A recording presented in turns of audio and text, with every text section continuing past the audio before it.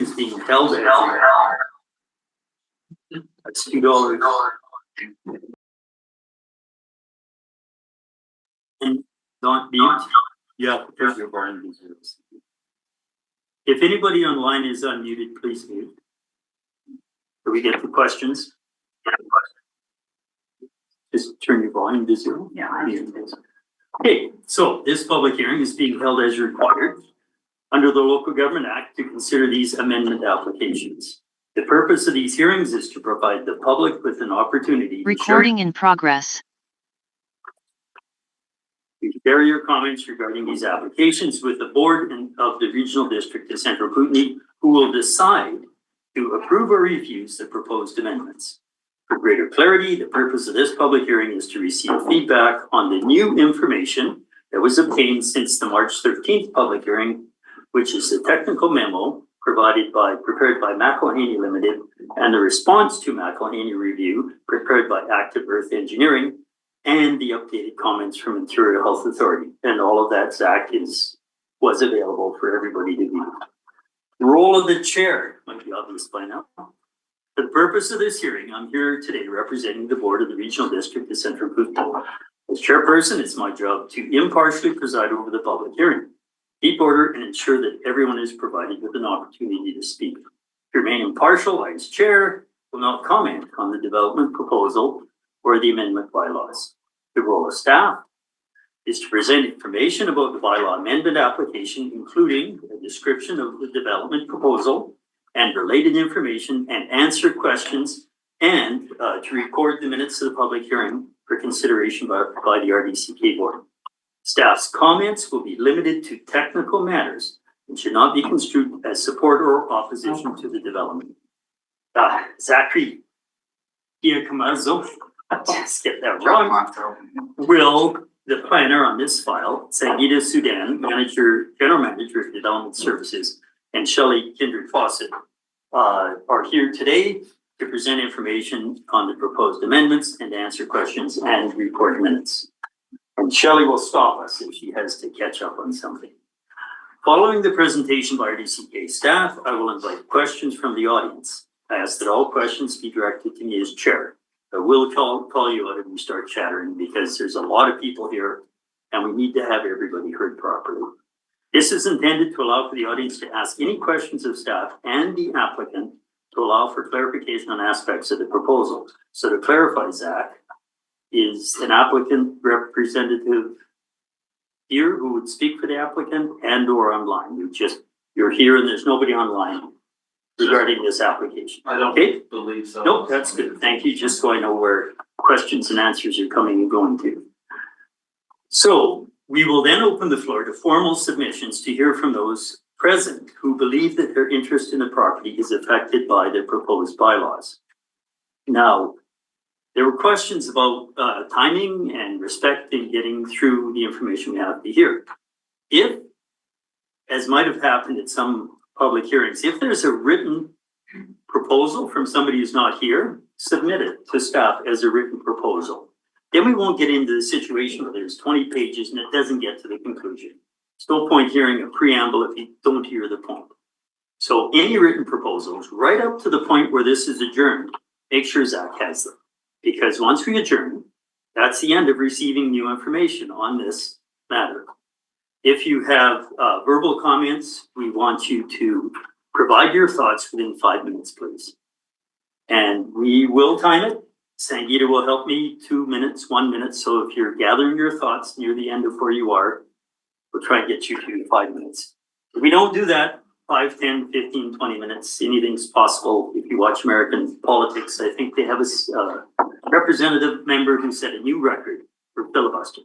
That's not our system. We want to hear everybody and be respectful, but everybody wants to get involved. So now I will invite staff to provide a brief presentation on the application. Zach and Sangita. Thanks. So yeah, I'm going to give a brief overview of the application and the process. I believe that the applicant has a presentation as well that will follow mine, I think, before we get into the question and answer period. Okay. But I'll start with more of the overview of the process. So we can go to the next slide. This is just an overview of how this meeting will go. Most of you have attended a few of these now, so I'm sure you're all familiar with it. So we're at number 3 right now. Just going to go over briefly the application. There will be the presentation by the applicant, a question and answer period, formal submissions, and then an opportunity for the applicant to provide any last clarifying remarks. And then we'll adjourn. We can go to the next slide. So RDCK received this application back in October. It was sent out on a 30-day referral, got comments back from all the respective agencies. At that point in time, we started consolidating all the information into a staff report for the Rural Affairs Committee, which went in December. So we can go to the next slide. So at that December Rural Affairs Committee and the board meeting the following day, there was a resolution to do the first and second reading and proceed to a public hearing. That public hearing process, because of the different information that's been provided and all of the feedback, has been stretched out from the beginning of January until now. But that's just the process, and we're just trying to make sure we have all the appropriate information in place, so we continue through it. We can go to the next slide, I believe. I guess just to cap off like the process. So after this public hearing is adjourned, as Chair Jackman kind of alluded to, we will consolidate a staff report for the next available board meeting, and present all of the minutes and information that was acquired at today's public hearing.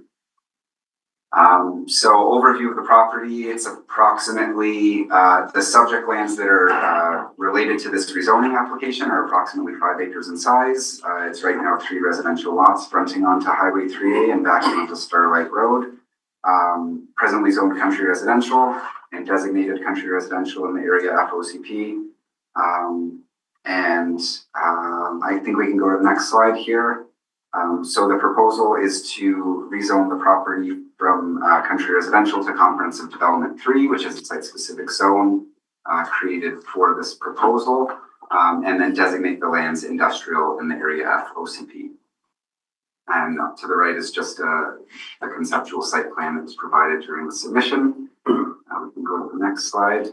So this is just comparing existing permitted uses and the permitted uses in the proposed CD3 zone. So that list of permitted uses is specific to what the applicant seeks to operate on this site, with the main uses being wood product manufacturing and things related to that wood product manufacturing use. Accessory uses in the office component of the proposed building would be obviously offices for business administration, and then a daycare facility, which I believe is specifically for employees. Not for employees, but the children. Yeah. We can go. Yeah. That's fun. R2 zone on the left side is just the current zoning and the current development regulations, including buildings, max building sizes, minimum site areas, etc. On the right side of this table are the site-specific development regulations that have been developed for the applicant, and that was developed in the consultation of their architectural consultant. So that specifies specific requirements for setbacks, building heights, parking standards, etc. Anything that's not mentioned in that site-specific zone, we would just be deferring to the standard general regulations in the zoning bylaw. So landscaping, for example, there's general regulations that apply to all landscaping. Okay. Next slide. So just going over some of the comments that were provided. Ministry of Transportation and Transit was obviously included as it's on Provincial Highway 3A. After some back and forth and some discussions, they reached, a kind of like no further comments, all good to go kind of language to what was provided. So that's included in its full breadth there. And we can go to the next slide for some of the other comments. So this is actually the most recent set of comments from Interior Health Authority. It's also included in the public hearing information package. So I don't know if we have to read through it all here, but it is a separate item in that 15-page information or 15-item information package that was included on our website. This is obviously based on, I believe the date was April 25th that this was received, and it was based on all of that new information from the Nickel Cleaning technical memo and Active Earth's most recent submission regarding responses to that technical memo from Nickel Cleaning. We can go on to the next slide. Various First Nations were included. Archaeological assessments were required because of the comments that were provided by the First Nations, specifically Ktunaxa Nation Council. And NPIB has some other requirements if this all moves forward regarding being on site during parts of potential site work. So that's included there. We can go to the next slide. Yeah, this is meant to just summarize some of the concerns from the community members. I don't think I need to go into it too detail. I'm sure you're all familiar with your concerns and the comments that you provide through this process. We've received 18 written submissions. I think I received one additional email after I prepared this presentation earlier today. So we can say that there was 19 written submissions before the end of the day. But just to summarize the broad concerns that have been expressed by the community, noise associated with the proposed use, dust, the traffic from deliveries and employees, I'm supposing, the impact to or contamination of groundwater resources was addressed as a concern, air emissions from the boiler system, the impact to the surrounding natural environment, general impact to the use and enjoyment of individuals' properties was mentioned a handful of times by surrounding residents. And just to kind of summarize that, people expressed a concern with the overall incompatibility of the proposed expansion of this business with those surrounding land uses. Slide. So again, 18 written submissions were received, or 19 were received as of the end of today. There was also the change.org petition that I was made aware of, which I think had 519 signatures the last time I checked. And in terms of letters of support, there was 58 written submissions from surrounding residents, businesses, institutions who expressed support for the proposal. So all of those written submissions that I've received prior to this meeting and any written submissions that were provided to me at this meeting, those will all be consolidated into an attachment of the public hearing minutes, which will then be attached to the staff report that goes to the board. Right now we are targeting the May 15th board meeting for a decision or for consideration of third reading, I should say. Yeah, information about that specific meeting date would obviously be posted on our website, I think 1 week before the Thursday meeting.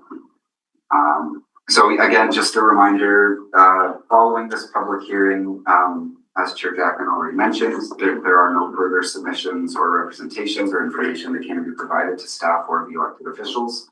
So this is the formal process to share any of your thoughts, concerns, opinions on the proposal.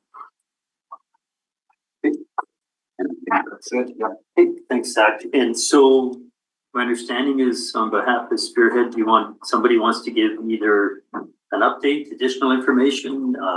You could state your name for Shelley and myself. I guess we may have met at one of the rural meetings early on months ago. Not sure, recall. Yeah, Go ahead. my name's Ben Hall, one of the partners here. Okay. I'm joined by my brother Josh Hall, also a partner, and then Ben Hall, also a partner, and our dad is the last name. So we have like just a quick couple slides here. Just a bit of an update at the start of this one.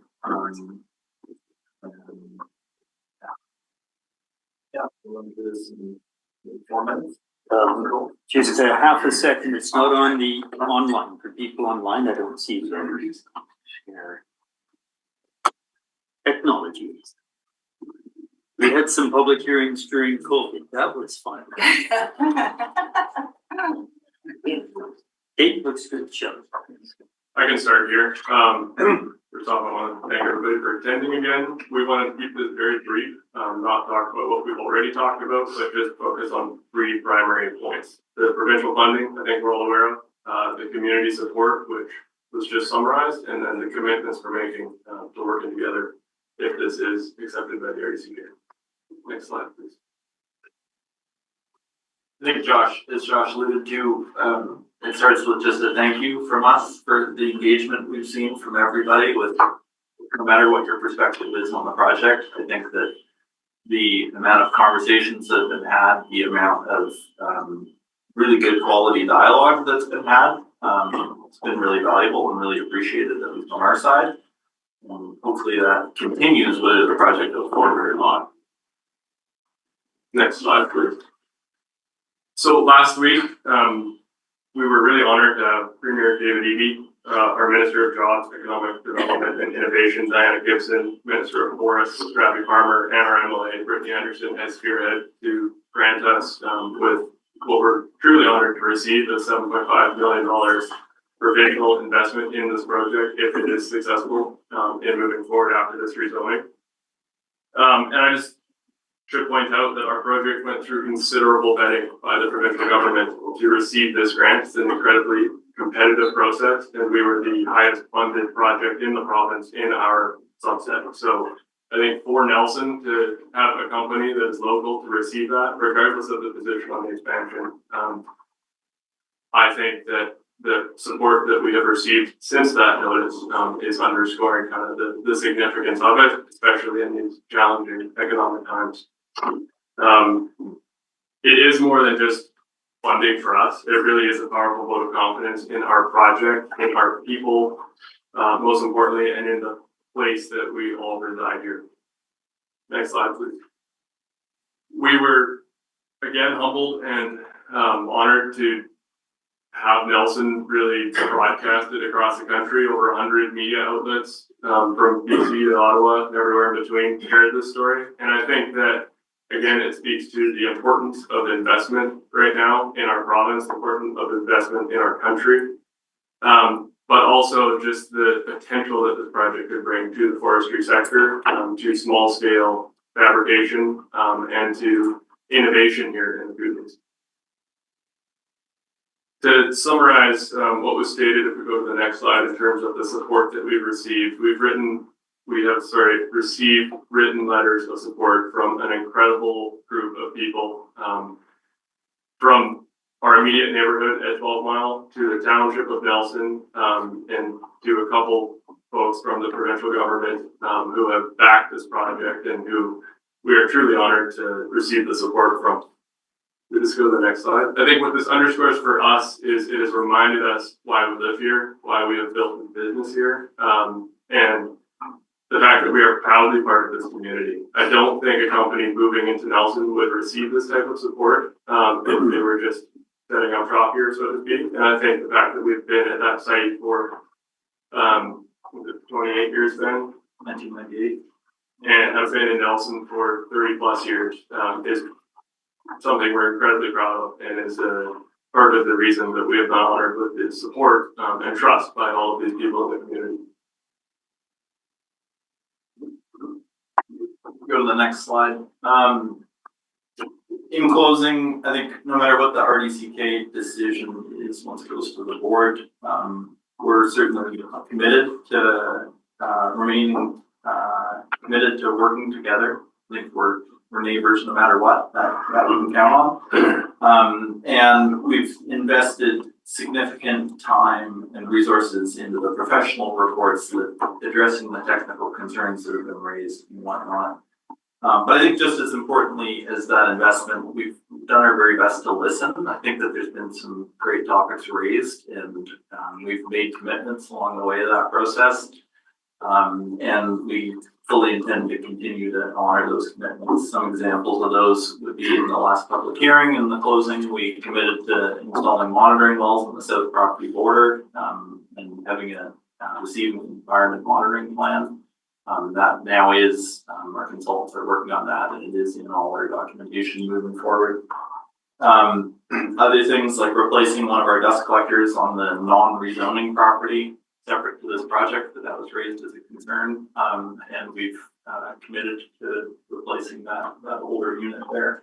Other things like, forklift beepers and all those sorts of things we've been working on tackling as we go through this process. Installing the motion activated exterior lighting that we talked about in the first rezoning, that is on the list once this process gets underway, but we will do that for all our existing buildings as well. I think we're really excited about Nelson and its future in building our economy and to be resilient and successful as a community. And as one of the largest employers in this area, we're really a proud part of the community's success. Thanks. Okay, thank you. This is the point where we have questions and answers prior to getting into formal submissions. I will note in a room like this, everybody hears me when I want you to. But these devices for people online, if you speak softly in the back, they won't hear you. So if you have a question, if you were to stand, that would sure help one of these two units picking up your voice.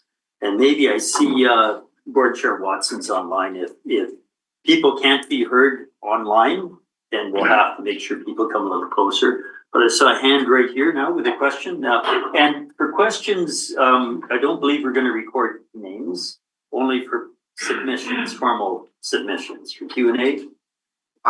It's helpful for the purposes of the minutes just to have people's names, but it's not required. Yeah, as Zach said, if you want to provide your name before your question. You also heard this is being recorded, and we record for the purposes of minutes, as Zach just said. It won't be archived, but it will be used for minutes and then removed from our system. So go ahead, I saw a hand there first. Yeah, thank you. Murray Shunter from 4617 Crescent View Drive. My question is for Zach and the planning department. I just heard back today from Brittany Spears' office, who contacted Ministry of Jobs and Economic Development and Innovation. And specifically regarding this grant that we're talking about. And I think everybody here is absolutely impressed and happy that there's this grant been made available. I just heard Spearhead say that this was tied to successful rezoning. This is not accurate. What the information I got directly from the ministry is this grant is not tied to the location. This Spearhead will not lose this grant should the application be turned down, or zoning application be turned down. So I want to make that very clear. And my question for you, Zach, is have you contacted the ministry to get this information? If not, why? And are you prepared to provide that information to the directors in your report as well? So that question's through the chair, and I'm going to answer first because as a general principle, if anybody has a project, we don't talk to their bank. We don't ask them if they have personal wealth. We don't ask them if relatives, investors, grants. That is not the concern of the board when they evaluate a land use application. So I don't think Zach can answer that. I know our CAO can't answer that because I had this conversation with him. We are not in the investment business. Whoever comes forward with a project, that is their business. So we do not investigate funding and financing for applicants. But please go ahead. Question. We're not talking about a bank here. We're talking about the provincial government. They're a bank. They're our bank. It's my money and your money. Sorry, go ahead. So the provincial government, I would be quite concerned if the directors were not concerned about the provincial government interfering in their regional government issues. And I would be quite concerned if the directors do not have all the information that the provincial government is doing in relation to this zoning application. Understood. Staff, I expect, is going to include all the information they receive. That's their job. The government, provincial government's not interfering in our process. We are autonomous in our land use decisions. Yes, as I would hope. And I think it's valuable to know that this grant is not tied to the location. Do we have another question at this point? Go ahead, please. Ursula Lowry, and I'm a resident of the Crescent community. Since there are other available industrial sites in the R8, located in the RDCK, why doesn't the RDCK follow the official community plan and require Spearhead to locate this new manufacturing facility in one of these other underutilized industrial areas where Spearhead could grow farther because they are limited in where they are now, and where the health hazards that we'll be talking about later could be mitigated? Wouldn't this be the safest solution and not in conflict with adjacent land uses? Zach, best you can. So we're reviewing their application. This is what they've come forward and proposed. This isn't a staff proposal or a staff recommendation for them to cite this here. We're assessing the merits of their land use bylaw application, so it's their choice to select these lands for this proposal. If there's a follow-up question, I can address that, but Are there other industrial sites where such a facility could be located in the RDCK? I mean, there's other industrial properties in electoral area F. There's unzoned properties elsewhere in the RDCK. Yeah, it's a. Yeah, that's not part of the discussion for this application. As Zach said, this application was initiated by the proponents, and this is why we're having these public hearings, is to review the merits of the application. So if there is an industrial land elsewhere, that is not being discussed at this time. So go ahead, please. Isn't it part of the area F OCP for the RDC to also work with opponents to try to find the most suitable land location?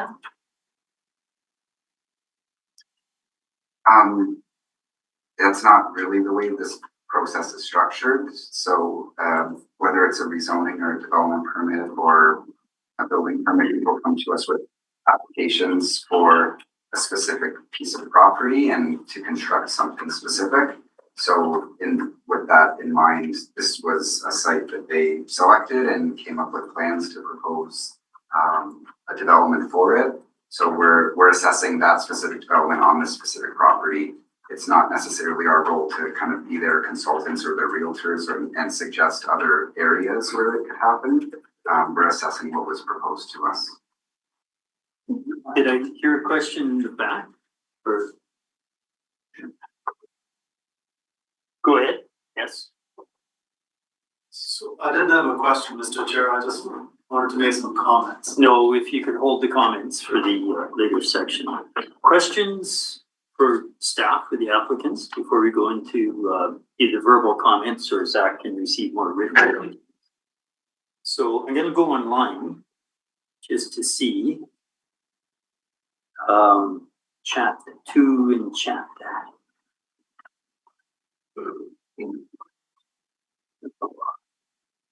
Second.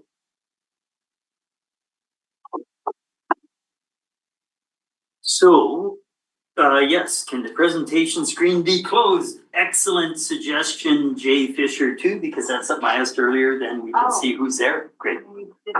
It's still open on the online one. There's somehow being separately. I think it's just not right. Okay. And the other comment was the same, do the share screen. So any other questions, anyone online or anyone in the room, questions for staff or the applicants who are willing to answer questions? Just people think for a second of not seeing any. And sorry, is there a question in the back? No, it's sorry, it's on the online.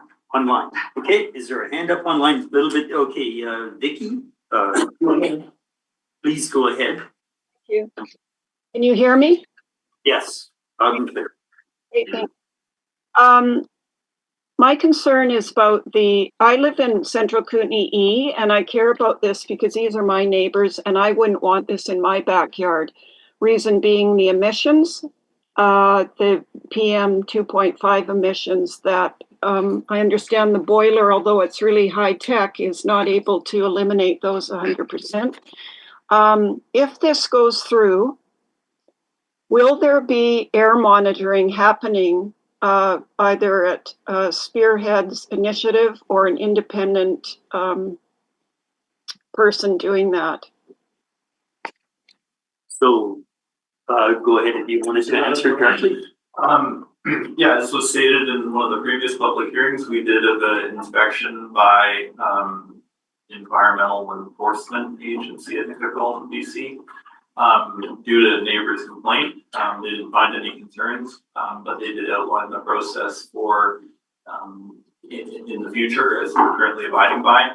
Doesn't matter if the heating of any commercial structure is with a natural gas boiler or with a biomass boiler or with anything. You do have to meet regulations on that, and they do monitor that from our understanding. Exactly how the province chooses to monitor that and enforce it, that's something I'm not aware of. But, you know, we should put it out there.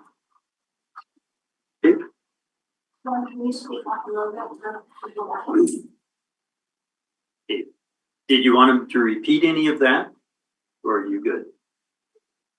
Me? No, in the room, a few people.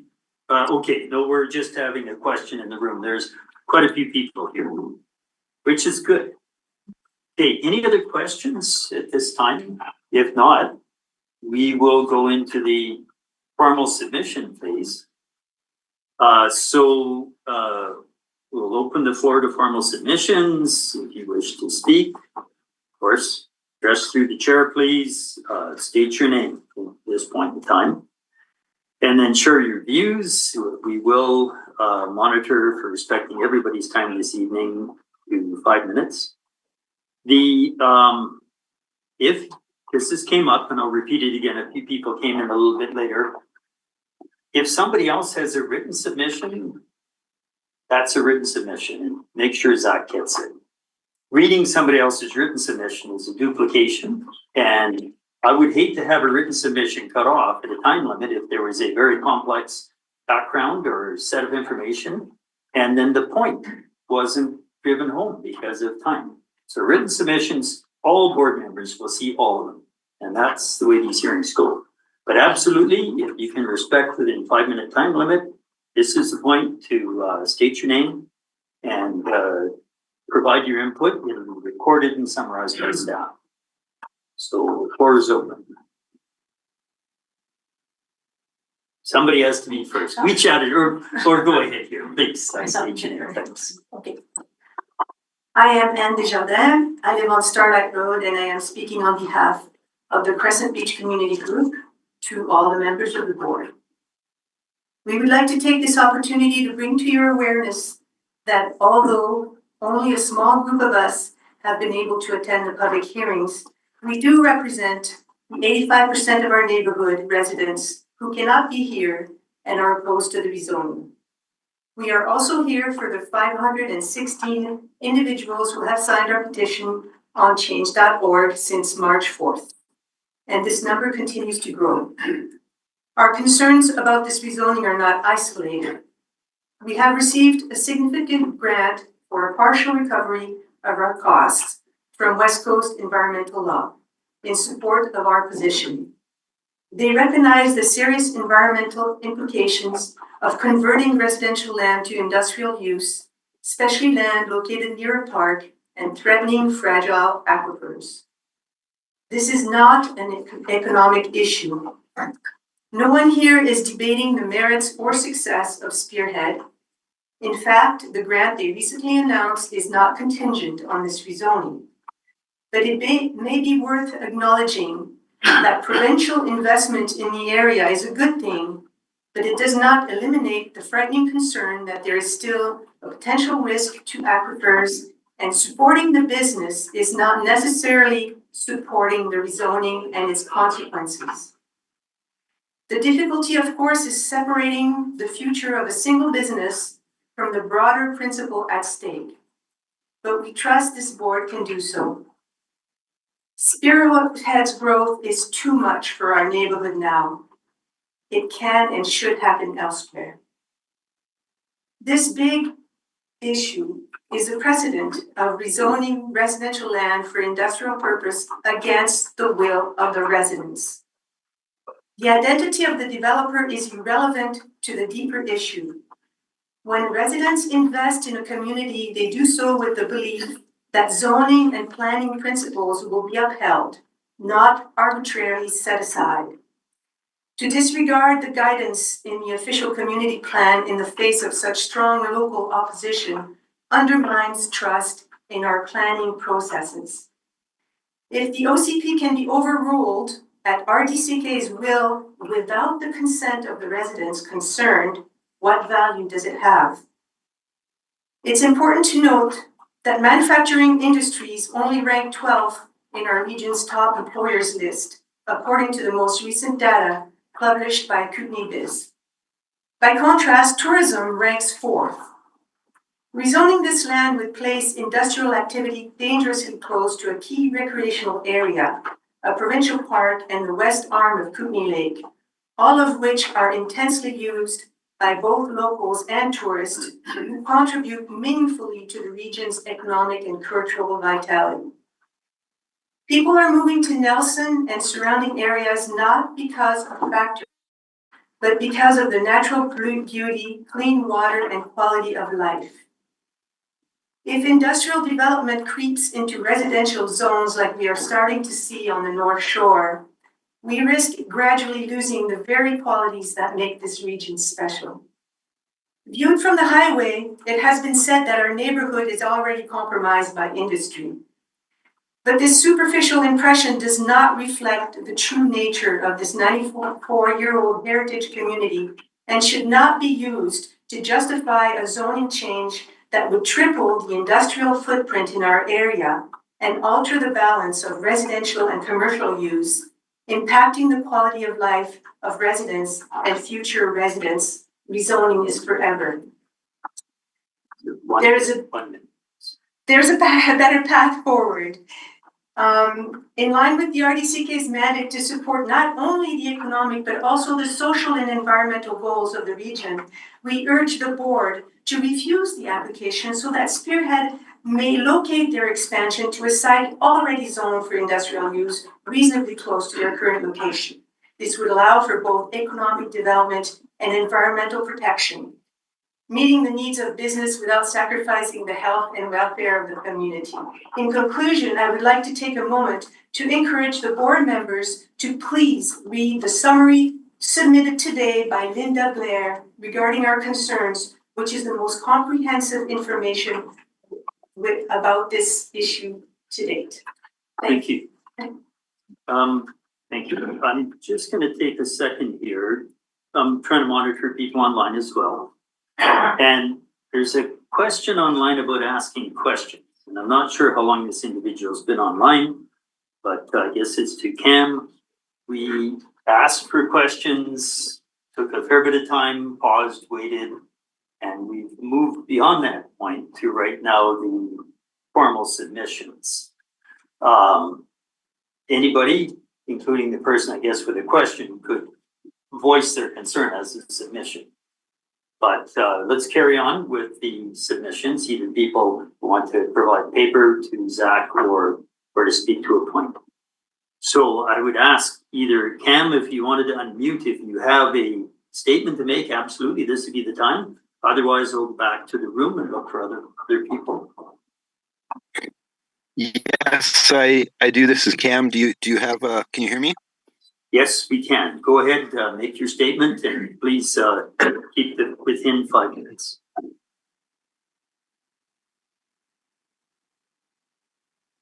Sure. I'll just be very brief. I'm a kid. I run a business in the region, and I'm a strong supporter of environmental protections.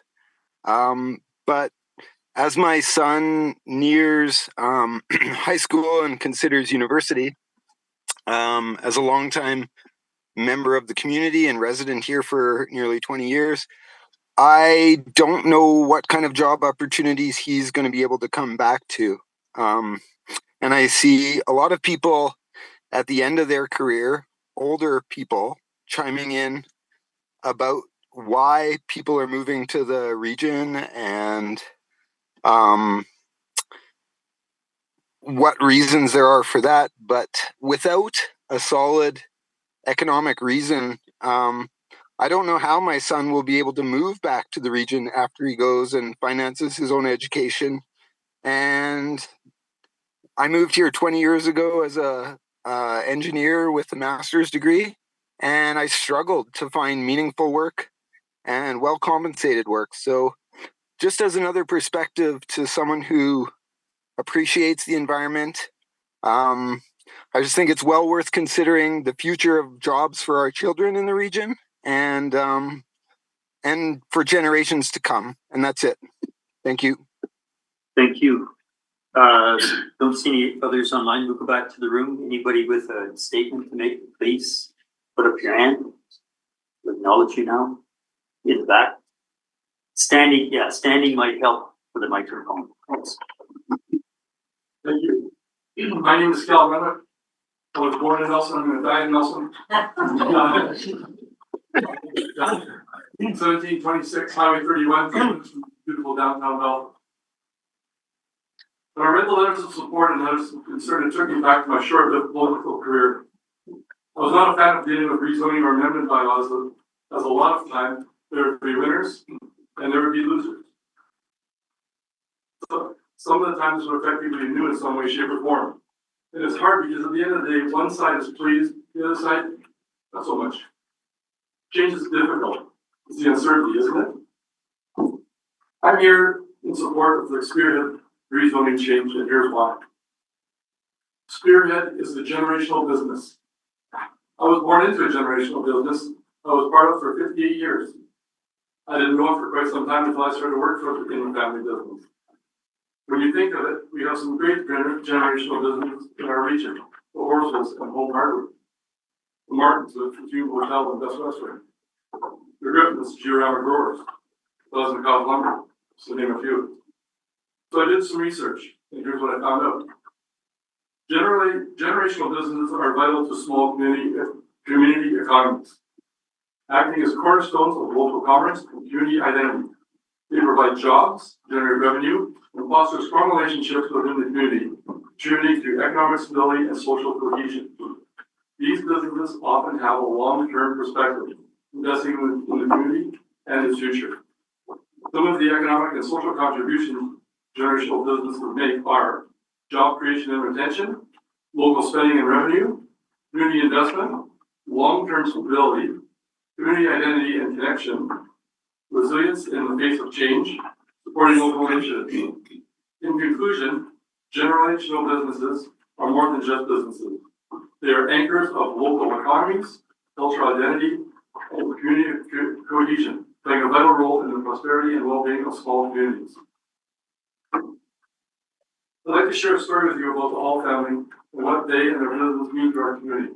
And excuse me if I get choked up here, okay? My daughter assumed the position of board chair at the Waldorf School last fall.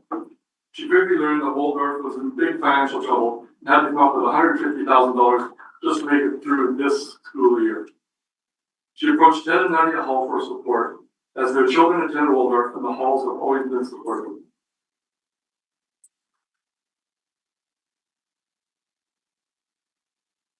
With no fanfare, the Hall graciously donated $50,000 to the school. This donation invigorated the board to make the changes necessary to do whatever it took to keep Waldorf viable. And I'm happy to say that Waldorf School will see a profit for this fiscal year. The Hall family and Spearhead are truly caring community members. For those reasons, I support the amendment to the bylaw. I truly hope that local community and Spearhead principals can find common ground in this situation. And hopefully, there will be no winners or losers. Thank you for your time. Thank you. Other people wishing to enter a statement into the record? Well, go ahead here. Sure. Thanks to My name is Linda Blair and I live on Crescent Road. You maybe if you could be a little louder or stand up and we'll. My voice isn't a very long, loud voice. Thanks. Crescent Beach Resort residents, we really respect Spearhead's value added wood processing activities. And we really do acknowledge the importance of supporting economic development. But such expansion must remain consistent with our rural character and the visions and goals set out in our OCP, because this OCP was democratically and collaboratively developed by residents, landowners, government agencies, and businesses. To disregard it now would undermine our community's trust and render really our OCP meaningless. Our primary concern centers on our threats to my community's drinking water. The site's proximity to Aquifer 994, a highly vulnerable aquifer, presents a potential risk of contamination, which is mentioned in Interior Health's report. Now, Spearhead commissioned a GIA by Active Earth. However, we as residents found that it was inadequate, so we commissioned our own GIA by McElhaney. McElhaney's assessment highlighted several deficiencies in the original GIA and warned that contaminated groundwater could present a health hazard to nearby residents. In contrast, Active Earth asserts there is negligible risk to wells and has dismissed McElhaney's concerns as unnecessary alarmist. Subsequently, Active Earth addressed these deficiencies. Now, these two professional opinions differ, and they offer little reassurance to those of us who depend on our wells for a safe drinking water. And it's common then practicing that industrial development should occur in designated industrial zones, not near or in highly sensitive aquifer recharge areas. In fact, this project is not normal.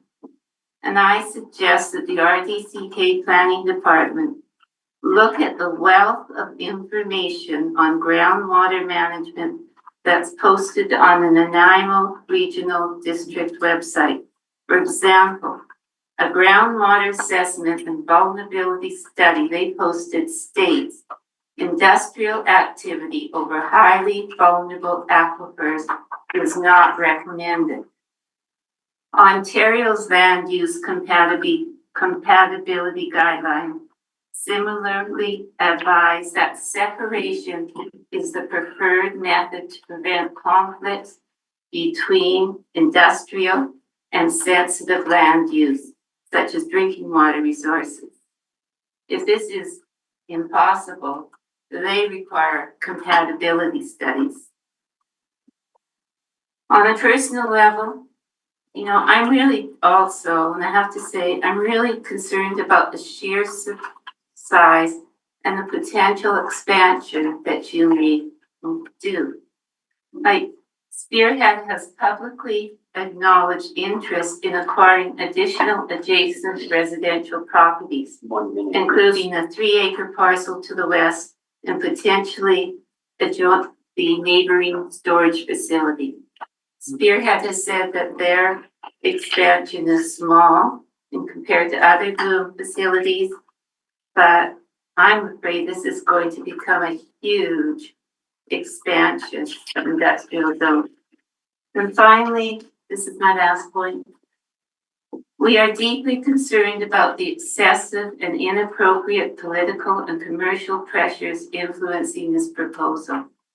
While we understand that local and provincial government officials, along with private sector industries, are actively advocating for this economic development, we ask the board members to rise above these pressures and uphold the principles of sound land planning, fairness, safety, and long-term sustainability of our small community.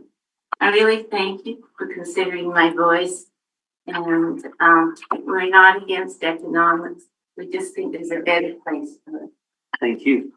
I have two voices, we'll say online. Maybe I'll go first. I see a hand raised on a number with the phone number 778 587. If you wanted to unmute the person with a raised hand, maybe drop the raised hand, unmute, and provide your information. And there's a second person online with a comment to enter into the record. Go ahead, please state your name. Thank you. My name is Jane London. Can you hear me? Yes, quite well. Thank you. I just want to, for the record, echo and support all of the words spoken tonight about the support for economic development, but the lack of research, maybe accountability, transparency and oversight about finding existing industrial land. And I think that is of great concern. And I have ties to this community and have had for over 20 years. And of course, it is a big concern. And I'd like that to go on record. And potentially as an actionable next step, I'd like to know who can provide me with information. Lots of letters have been written, lots of words and voices have been spoken, but how do we find out about other industrial land that can be used? Who can provide some guidance on this piece, please? Okay, thank you for your comments. We're not going into answers at this point, but appreciate your comments. Thanks very much. Also online, I see, you said this, Remy Allard. Now, I would state from Akahani, but speaking as an interested party to this, please go ahead, state your name and provide your input. It's Remy online.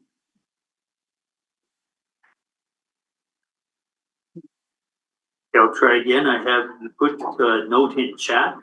Remy Allard, if you want to speak, now would be the time. Otherwise, we'll go to somebody else in the room. Go ahead and unmute. Okay, not seeing them ready to speak. Other people in the room, I wanted to make a statement back here. Please go ahead. Thank you, Mr. Chair. My name is Am Nakvi. I'm the chair of the Greater Nelson Economic Development Council. And I'm also the chair of this Community Futures Central Kootenai. So when we talk about economic development, that's what our main focus is, because that's what we want in our community. We want a healthy community, economically viable and sustainable at the same time. So I've heard some really, really good comments from the ladies, and I just wanted to say how important having economic development and sustainability is for our area. With these tariffs coming on, it's going to be even a bigger challenge that we have to worry about. I'm just quite amazed that you would want to venture to invest money to do this at this time of what's going on, but the risk that's attached to it, because they're one of the greatest icons in our country, the Bay is gone because they were not viable anymore. How many thousands of jobs were lost because of that? So it's very important that if we can get something that's viable and doable, that we try to do it, because it raises the quality of life for all of us here. Now, there are challenges that have been expressed by some people. And yes, we should mitigate those challenges. We should look at them and just say, well, how can we mitigate them? We just go with the idea of saying, well, this is just wrong and get out of here.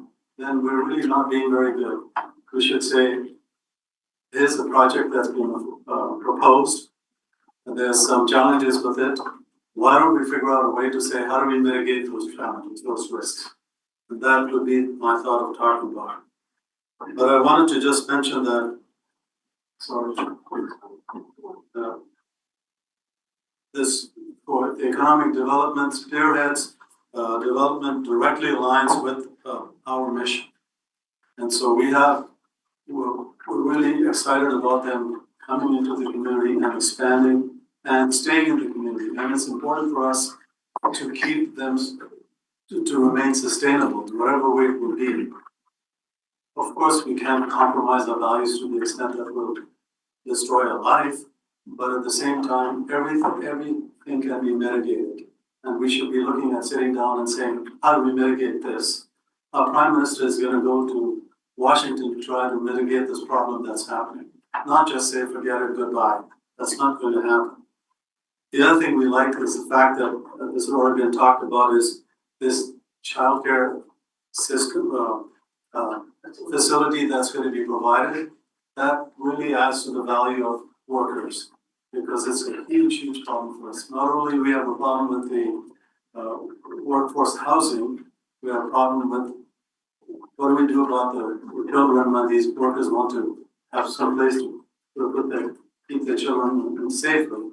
So that project is that part of the project is very, very valuable to us as economic development. This is good. This is a phased project, which makes that we can see how it moves along, whether it's successful economically, whether it works with the community.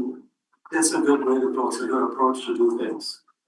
So we, on an economic development point of view, we really support this, and we think you should sit down and say, okay, what are the deal breakers, and how can we mitigate the deal breakers? Because there has to be a compromise. You think about it, we travel in town and say, oh, I can't find a parking spot next to the store I'm going to, and I'm ticked off. Well, we should be happy that we can't find a spot. That means there are people that love being here. 1 minute, please. I'm done. Thank you, sir. Thank you. I'm gonna loop back to the person online, had some difficulty unmuting, and Shelley, I don't know if there's any way to help, but back to Remy online. If you want to try again to unmute, maybe make sure your volume on your computer is turned up. I've done that before. Unmuting at 0 volume doesn't work very well. But go ahead if you want to make a comment at this point. Is there any way to help someone unmute? I did a request. Okay. We'll wait just another moment to see if you can unmute. You can also try logging in by phone if they're having issues. There's a good suggestion. You can log in by phone. We'll see your phone number and go from there. Okay. Anyone else sent back to the room with a comment? Please go ahead.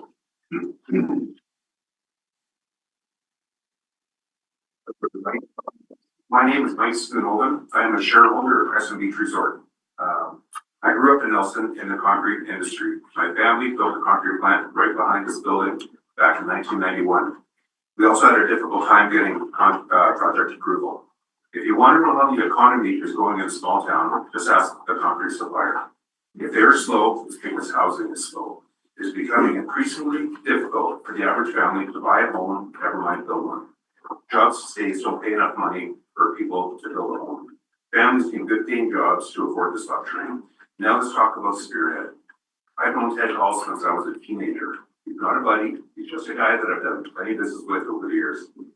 Ted has a reputation that he built with trust and honesty. Ted wants to expand his business to create jobs, good paying jobs for people with a daycare associated with it. For people who will build houses and keep the local economy growing. Ted's payroll is approximately $6 million a year. I hope that wasn't private information. Not anymore. Okay, I'll go a little deeper. So Ted's payroll is approximately $6 million a year. He now wants to spend $60 million in Nelson's local economy to create $12 million a year in payroll. I understand that some people are against developments in the backyards. There's no other land to build businesses like these. It's all used up. We're in a steep mountain range with limited flat area. Spearhead has been in business for many years at its current location, and they have done so responsibly without any harm to the local neighborhood or the environment. Spearhead is also investing in a new blue tech. He is on a leading edge. Spearhead is on the leading edge of this new technology, the first in Canada. That is the most environmentally friendly glue on the planet. This process of using this glue will cost him hundreds of thousands of dollars in lost profits because this environmentally friendly glue slows down production. The glue is much slower curing, limiting efficient manufacturing possibilities. In this day and age, it is very easy. I'll just talk to you about the neighborhood now. In this day and age, it is very easy for some unhappy people to make the whole neighborhood unhappy. Then there's technology. I received an email protesting the project, and I believe it was called change.org.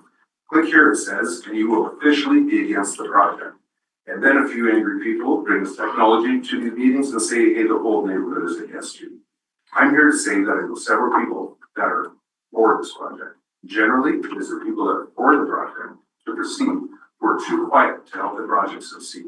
I've spoken to some neighbors who are for the project, but they will not take sides with Spearhead because they are afraid of the neighborhood dynamics. They don't want to be treated poorly because they have a difference of opinion. In conclusion, I feel that this project should go ahead and create jobs. Ted is spending $60 million on this project to keep his operation clean, tidy, and environmentally superior to most businesses currently operating in British Columbia, Canada, and beyond. Thank you. Looking in the room, you'd asked a question, but you hadn't made a statement, as I understand. So go ahead, please. My turn? Yes. Okay, so I understand, a lot of people. State your name again, Oh, please. sorry. So Murray Shelley. Shunter, Yeah. 4617 Crescent View Drive. Did you hear me? I couldn't. Oh, Murray Shunter, Thank you. 4617 Crescent View Drive. How much of that time did it take that? 2 seconds. Carry on. So most people here, maybe not everyone has had the luxury of being able to be at all four gatherings and hearings. But there was the very first public hearing. Spearhead themselves mentioned there's suitable industrial land around this Selma area and around the Castle area. So just wanted to point that out. I believe that if Spearhead was to develop their proposed expansion in those areas or another industrial area, that they would have 100% support, even in this room.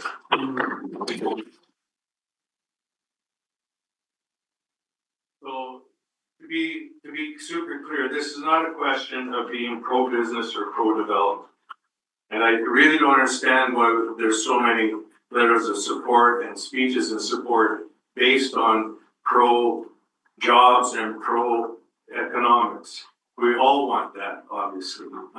That is not the issue here. I'm not sure why we're getting sidetracked. The issue is where to locate this proposed expansion. Now, when the regional district's building department enforces the building code, it tells you need to construct your septic fields, with at the minimum of 30 meters away from your well, your water source.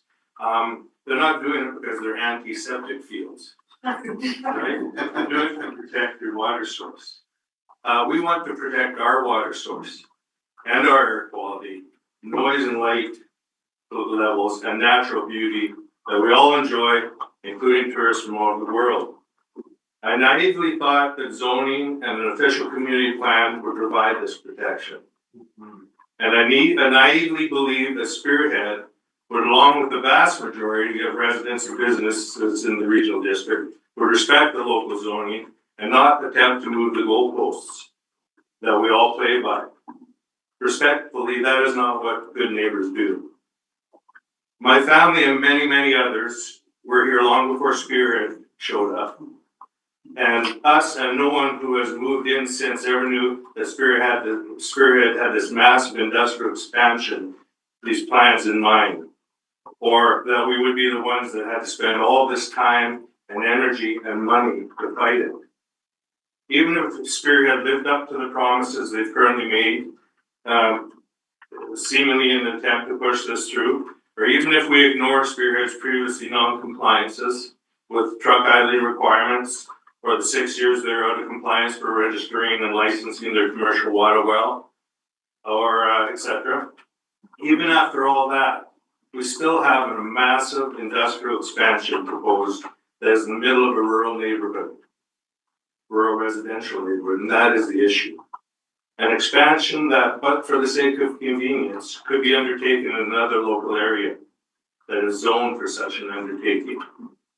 This will take all of the risk and negative impacts out of the equation, away from a residential neighborhood and provincial park, and put this awesome $7.5 million grant to use at a much more suitable, sustainable, responsible, and reasonable location. Thank you. Thank you. I do want to note, because some people are listening online and everybody has natural responses. When you clap or even respond to humor, those things cut the sound out. The people online are blanked out for a few seconds. So just respecting, again, everybody being able to be heard. So there is a person online still who now has phoned in. Let me pause this. So at the number 250-212, if you want to unmute your phone, you can try for the third or fourth time to make your comments, please. Go ahead.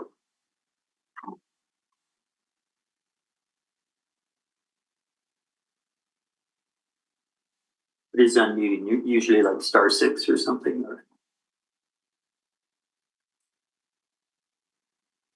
just asking again, you indicated you called in. We have your phone number 250-212. Please go ahead, unmute and provide your input.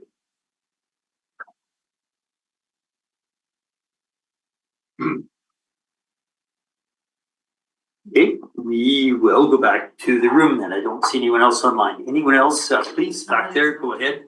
If you can stand, it would be easier to hear. When you stand closer? I don't think so. You sounded good. Okay. I'm Cheryl Elliott. My husband and I live at Marcus 18 Crescent Road, as we also live in town. And I just want to start by saying we are very pro-business and we are very pro-Spearhead. We always have been. As many of you here know, my husband and I had a successful business on Baker Street for more than 25 years, so business is important to us. We purchased our property on Crescent Road in 1989, 36 years ago. It is a quiet residential neighborhood and we want it to remain that way. We had some concerns when Spearhead built their existing manufacturing plant, but we accepted it and the impact it had, and Spearhead has been a very good neighbor. They are an impressive company and we admire the work they do. However, we are very disappointed that, as Murray said, that they think that an expansion of the size that they are planning belongs in our residential neighborhood. It does not. It belongs in an area zoned industrial, and the OCP for this area reflects that. When Kolesnikov, which was mentioned previously, had decided to expand, they did not even attempt to impose that expansion on their residential neighbors. Instead, they built a beautiful new building in a location already zoned industrial that is appropriate to accommodate their growth. Spearhead should respect their neighborhood and the OCP and expand in similar areas zoned industrial. We trust our regional district representatives to study the information that has been provided, stating clearly the health hazards related to the planned expansion and vote no to this rezoning request. Neither Tom Newell, who is our area representative, nor any others, I think, would accept an industrial operation like the proposed one in their quiet residential neighborhoods. And I trust that they will respect all of our area residents when they vote no. Not only is this a quiet residential area, but it is beside one of our province's premier parks for day use and camping, and our elected officials surely want to protect the park and all those who enjoy the peaceful beauty there. One thing that I was informed of today was that, because I was at several businesses today, is that Spearhead has been lobbying local businesses to write letters of support. Some have, and I know many have declined.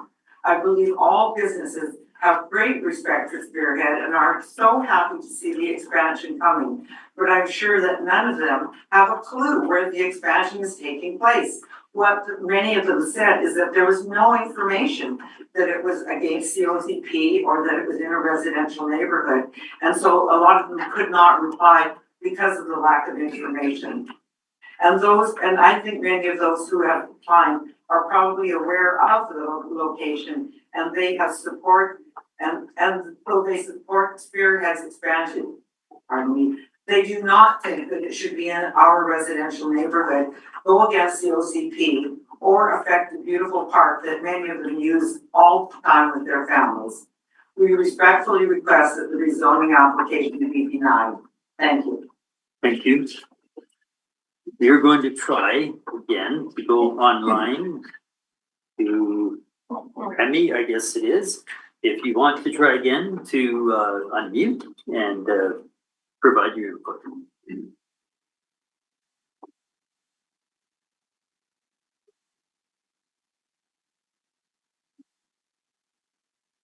So again, Remy, whether it's through the Zoom meeting or on your phone line, we can't hear you yet.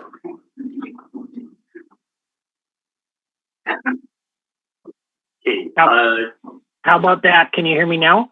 There we are. And then after that, I see my hand up online. So please go ahead with your input. Apologies, folks. Hello, everybody. My name is Ramy Allard. I'm the primary author of the Aquifer Impact Assessment report that McElhaney did for the Crescent Beach Community Group. Unfortunately, I'm not able to attend the meeting today. I would, however, like to read from a memo that we produced today regarding this project, and I understand that the Crescent Beach Community Group will submit this to the regional district this evening. I also understand that we only get 5 minutes to talk, so I'm going to skip to my closing remarks here because I think I would probably run over on that time. So our conclusion is as follows. It appears that RDCK did not provide specific terms of reference for the aquifer impact assessment conducted for the proposed plant expansion. Consequently, the criteria considered and the level of effort applied were determined at the professional discretion of the hydrogeological consultant. McElhaney has extensive experience in conducting aquifer impact assessments, groundwater protection plans, and GARP studies, which stands for groundwater at risk of containing pathogens, for various local governments across the province. And we note there's significant variability in the required scope for these studies, and therefore, I submit that without standardized terms of reference or scope, it's very challenging to categorize any completed studies as being compliant or non-compliant. However, it's our opinion that significantly more effort is necessary to investigate and assess some of the possible impacts relating to effluent and stormwater disposal on the site, and that such an assessment may significantly contribute to the overall viability of this project. Therefore, while not usually required at this stage of project development, it's our hope that such assessments can be completed now and be made available in the public domain for review and dialogue. Having said that, I'm going to go back to some of the original comments in my presentation. So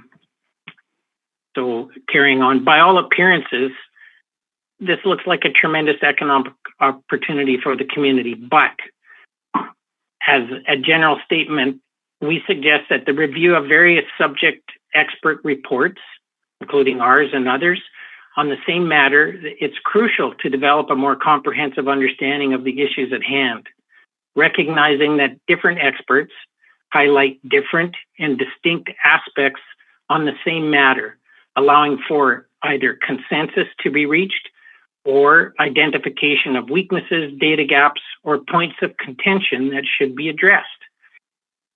Relating to this project, we refer to the geological setting in the area, recognizing that it's proposed to significantly expand a plant in a residential area.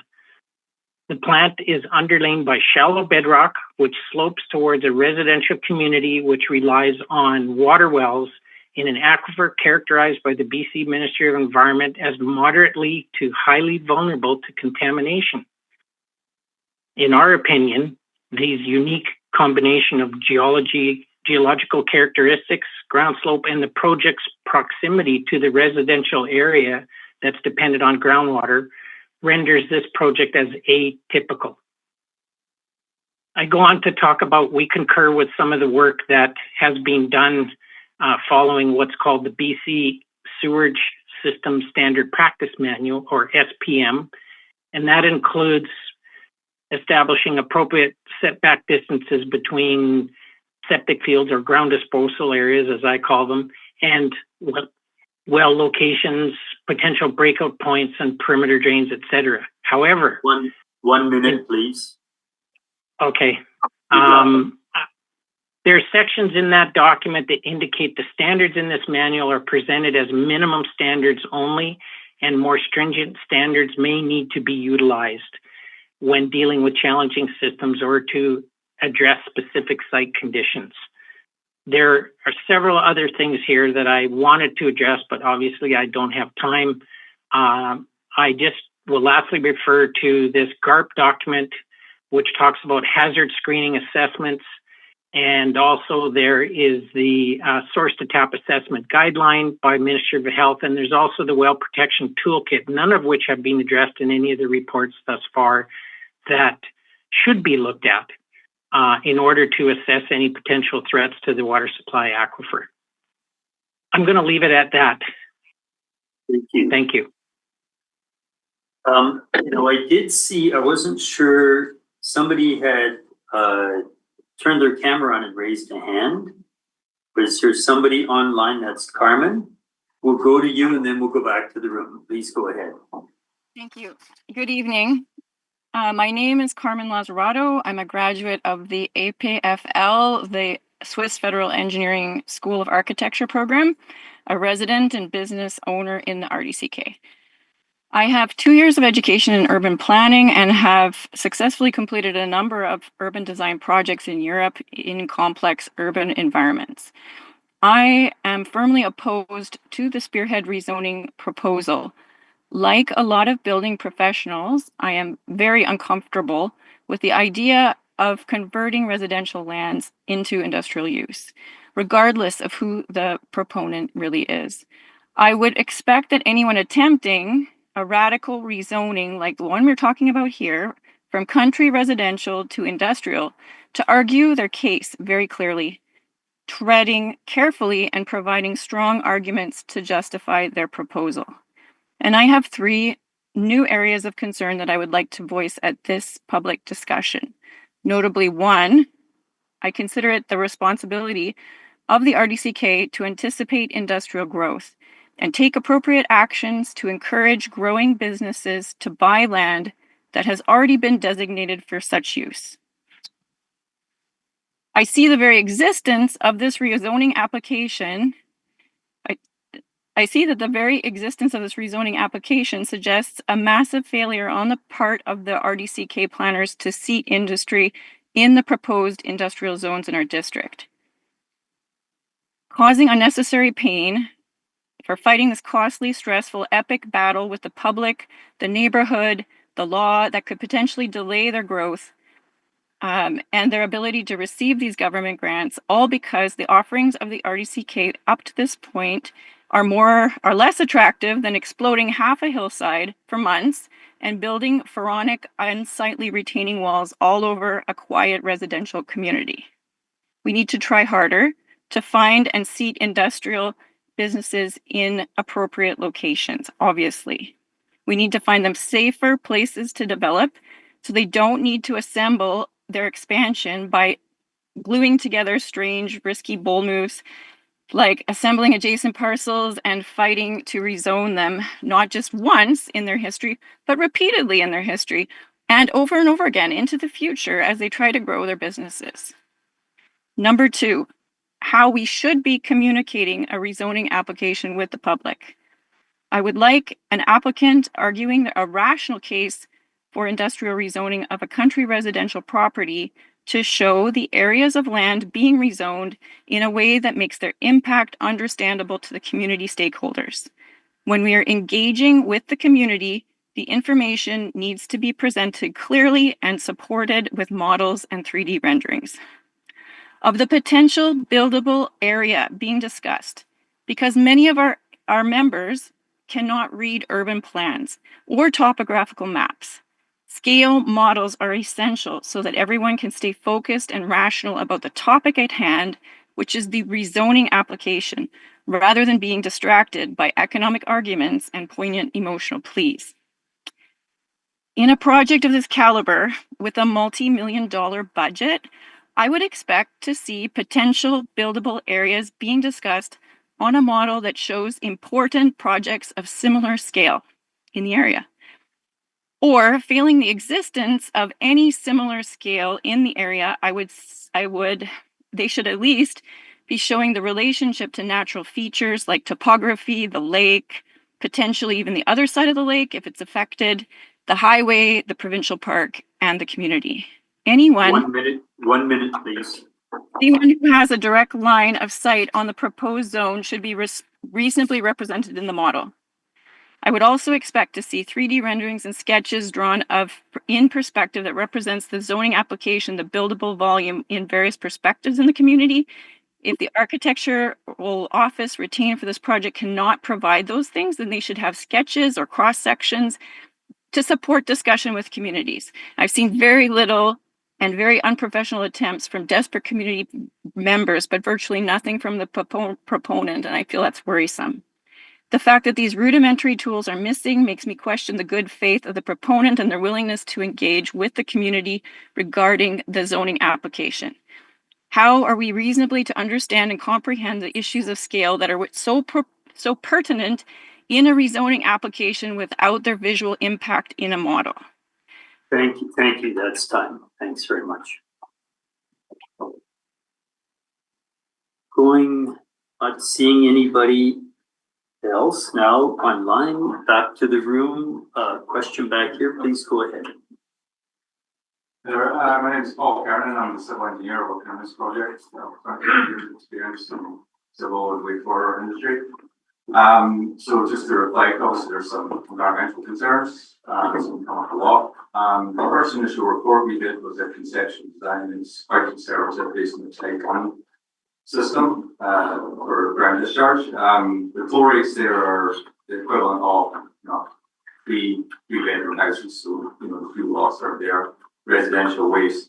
So obviously since we've had several hydrologists involved, McElhinney, and also we've had Active Air, we've gone above and beyond the standards with the standard practice manual. We're doing a pressurized sand mounds with additional sand media in there. Time dose, it's actually micro dose. I don't want to get too much into specifics, but we have addressed that with regards to the development. So, and I hear the points from the hydrologists there. They are valid points based on cartridge. Sorry, there's a concern about volume. If you could just up a little closer. Sure. Carry it. Okay, I'll just continue, but so they're all valid points with regards to the environment. And as an engineer, that's my first priority, in fact, is health and environment. And we have gone above and beyond to, mitigate that risk, with development. And with regards to storm as well, obviously with the new proposed development, we'll have to manage the storm there, and that's been done, in an efficient way, so with environmental concerns as well.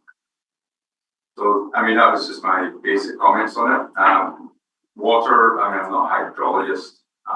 There's a number of wells in the area. There's also a number of septic systems in the area. With the development, with the resort down there, that's actually high density. I would be, with the flow rates with this particular development, as I say, we're 5.7 cubic meters, which is the equivalent of 3-4 bedroom houses, let's say, right? It's very similar to what's currently there. Okay, thank you. Hey, we've got a question here then in the back. Up here, please go ahead. My name is Andrea Lazzarato. I live on Crescent Road, directly across from Spearhead. First of all, I'd like to thank the RDCK for this opportunity to speak today. I appreciate the time and the effort each of you puts into representing our communities. I'm here to express my strong opposition to the Spearhead rezoning proposal. Despite multiple public hearings, this proposal still has too many risks. An independent groundwater engineer confirmed that a massive industrial building on a highly vulnerable aquifer comes with health risks to residents down gradient. Mitigation efforts cannot reduce all the risks the residents do not accept any health risks from this rezoning proposal. We have two different groundwater professionals with differing views.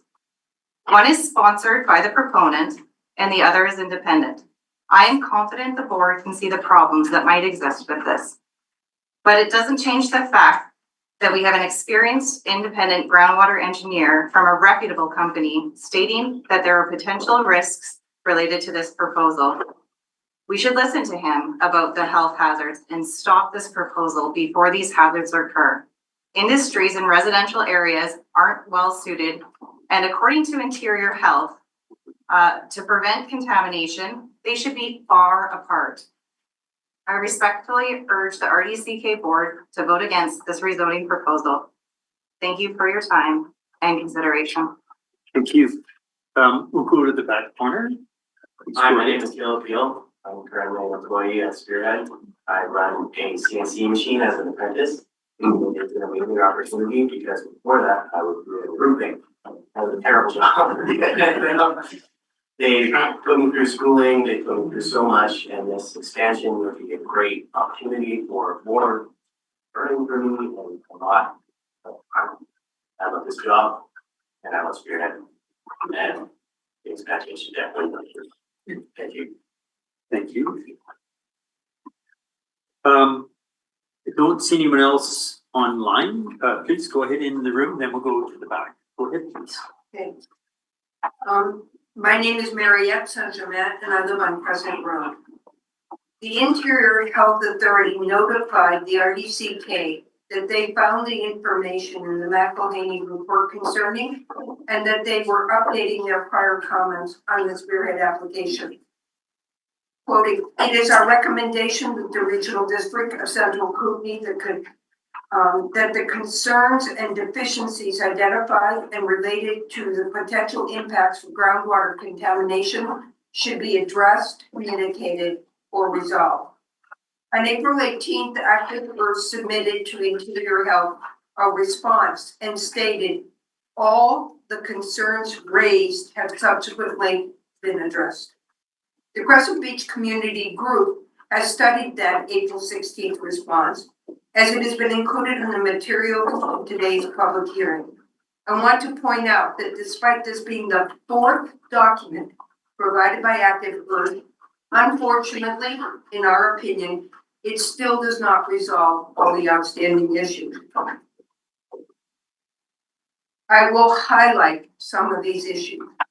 One, the Crescent Bay Community Group understands from the selective wording the Active Earth responses that there remains uncertainty whether type 2 treatment of the effluent will be sufficient to mitigate the risks of wastewater contamination as it reports to and recharges the vulnerable aquifers. Type 2 treatment has operational weaknesses and it may fail. Two, the risk of the stormwater and asphalt surface contamination has not been addressed nor mitigated. Only the design for the collection of stormwater was discussed and the plans were not attached. Directing the perimeter drains and asphalt runoff to concentration sites for infiltration purposes does not treat water. Rather, it may result in higher concentrations of contaminants. Active Earth states, number 3, monitoring wells are to be installed at the southern property boundary with groundwater quality to be monitored to confirm no unacceptable impacts. But the Active Earth response is not specific as to the frequency of testing, the duration in years, nor as to what will be tested, whether it will be limited to biological contaminants or more extensive testing for toxic chemicals of the adhesives to be used in the plant. The response called for sentinel monitoring wells voluntarily being installed, and they did not state if the results would be shared with anyone or with the residents. Let me emphasize it. Monitoring is not preventative, it only confirms failure with potentially lengthy delays. It is not clear how installing sentinel monitoring wells on the property will assess conditions in Aquifer 994, which is the source of the many residents' drinking water. Additional monitoring sites will be required. In respect of the risk of down gradient residents' well water being contaminated by paved surface contamination, the active earth response was to dismiss the impact, stating water quality is expected to be similar to a typical paved parking area or road surface runoff. Similar is irrelevant. There will be an increase in contamination. If they build it, they have to mitigate it. The distraction of comparing the effluent of the plant to 3 single-family residents is not only questionably accurate, according to the BC Sewerage System Standard Practice Manual, but it completely ignored that the plant requires blasting out the bedrock, then covering the site with impervious building roofs and asphalt surfaces, and thereby impacting surface water flows and the recharging of the aquifers. 1 minute, please. In the respect of high consequence, low likelihood event of a release of a low VOC or petroleum hydrocarbon chemical to the property, the active earth response was to dismiss the risk, stating it is not a constant source of contamination. This does not inspire confidence. Rather, it is a tenet of risk management that such events need to be rigorously documented with practiced emergency management plans due to the time constraints of intervention to reduce the risk of catastrophic outcomes. I'll skip to my conclusion. In conclusion, Interior Health in its email confirmed that there are risks to the health of Crescent Beach community residents. Our review of the active earth responses indicate they essentially dismissed some concerns. For others, they advised us we were to rely on Spearhead's best management practices and proven track record, which we have already, Murray spoke already to, as demonstrating a lack of compliance and a disregard for our community. While Active Earth has labeled Makohimi as unnecessarily alarmist, Interior Health reminds us that source protection is a critical part of drinking water protection. Thank you, you're out of time. We ask you to deny. But just gonna note, a few people have had to head out. There's a couple of chairs along the side here. I know I can't sit cross-legged anymore if you wanted to take one of the chairs. There's a couple of chairs out here. So I was going to go back here with the next input or comment and then to the front. Please go ahead. Thanks. My name's Dan Bossett. It might work better for these microphones if you're able to stand. My voice carries. Okay, we'll thanks. I'm a resident of the regional district, and I'll start by saying I've never been involved in any kind of rezoning process. I've never really had interest in it, because I've never felt I've had kind of skin in the game, so to speak. But being someone who's previously also pretty apolitical, I've got to say that since Inauguration Day in January, I think we all kind of have skin in the game now. I think the actions that have happened down south with the US government means that we all have to think to some degree on an economic level, in addition to local concerns. And I think when we look at where the economy needs to head with regards to our local district, our province, our country, we need to pivot pretty quickly from what the status quo was to what the new normal is going to need to be. And I think the new normal is going to have to include more Canadian manufacturing. If you could just pause, I do have a note asking folks in the back to come to the mic just within the last minute. So it's these devices are tricky. They're designed to try and pick up a certain perimeter. Thank you. So I think we all need to be concerned about pivoting to a new normal, including more manufacturing as an underpinning of the economy, locally, nationally. And I think when we look at what kind of manufacturing we should be proponents of, I really think Spearhead is exactly what we should be supporting. It's manufacturing based on taking local renewable resources and turning it into high-value end products that are in demand in the country, internationally. And it's a situation where I think we have to look a little bit more at greater good as well. I think when we look at Spearhead's history, they generally have shown themselves to be pretty good corporate citizens. And they recognize that there are environmental impacts to what they do, and they're willing to look at what's necessary to mitigate that. They recognize that there's local impacts in the neighborhood that they operate in, and they're willing to look at opportunities to mitigate those as well. And when we look as a district, I think we have to recognize the fact that on a district basis, there's likely going to be more impact to multi-site development than there is to single-site development. Certainly there's a business argument to be made for single-site development. There's economy of scale, there's ease of transition in making that kind of an expansion. But if we're looking at saying, well, why not multi-site, have the site where it's at as well as another site? I think if you look at the overall impact on the district, that's very likely to be greater, and that you're then going to have to look at transportation between sites, transfer between sites. And if you're passing goods and employees back and forth between sites, I think very likely the overall impact is going to be greater than maintaining a single site.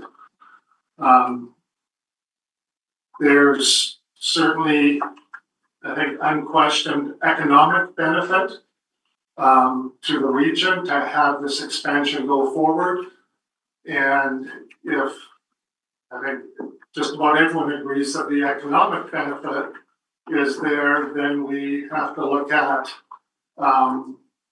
what are the opportunities to mitigate the impact. And I think they're willing to look at those. 1 minute, please. They're willing to look at those mitigation processes and maintain the most efficient path forward of expanding on a single site. Thank you. Question or statement here, go ahead. Thank you, Mr. Chair. My name is Michel Saint-Germain. I live on Crescent Road, and my drinking water, I brought my drinking water by the way here. It comes from a well in my property just below Spearhead, on an aquifer that has been depleted, is highly vulnerable to contamination. I'm also an actuary. I've been an actuary for 50 years, and I am the past president of the Canadian Institute of Actuaries, where my role was to ensure that the public can rely on professional actuary to do a proper risk assessment. And in my opinion, the risk of water contamination in a vulnerable aquifers has not been properly assessed, and the board does not have sufficient information to conclude that the proposed application, including the building, will not affect my well. The public, myself, my neighbors, rely on the board and on engineers supporting the board to make a proper assessment. Actually, the role of engineer is extremely important here. It is stressed by the Code of Conduct of the Professional Order of Engineers in BC, in Article 1 of its Code of Conduct, that the members hold paramount the health of the public. In its January report, Active Earth claimed that I'm going to quote, the potential environmental impact on the groundwater quality, and in particular the wells located south, is expected to be negligible. The only argument that is included in the report is that Spearhead is committed to environmental friendly practices. From a risk management point of view, there was no reference to the source of contamination and the significant consequences of a mishandling, an accident, or a spill of toxic chemicals. We now read in a revised report by Active Earth that they can refer to subsequent new measures that might serve to mitigate some of the risk. It seems to me very strange that a professional whose hold paramount the health of the public had not indicated in its first report that we need measure to mitigate the risk. It's not negligible. The most active Earth response has been reviewed by a professional engineer, Michael Haney, by the community, and they conclude that the matter still has questions outstanding, and some risks remain unmitigated. I want to comment on an aspect of its response, and it is to address the consequences of low probability release of hazardous chemicals.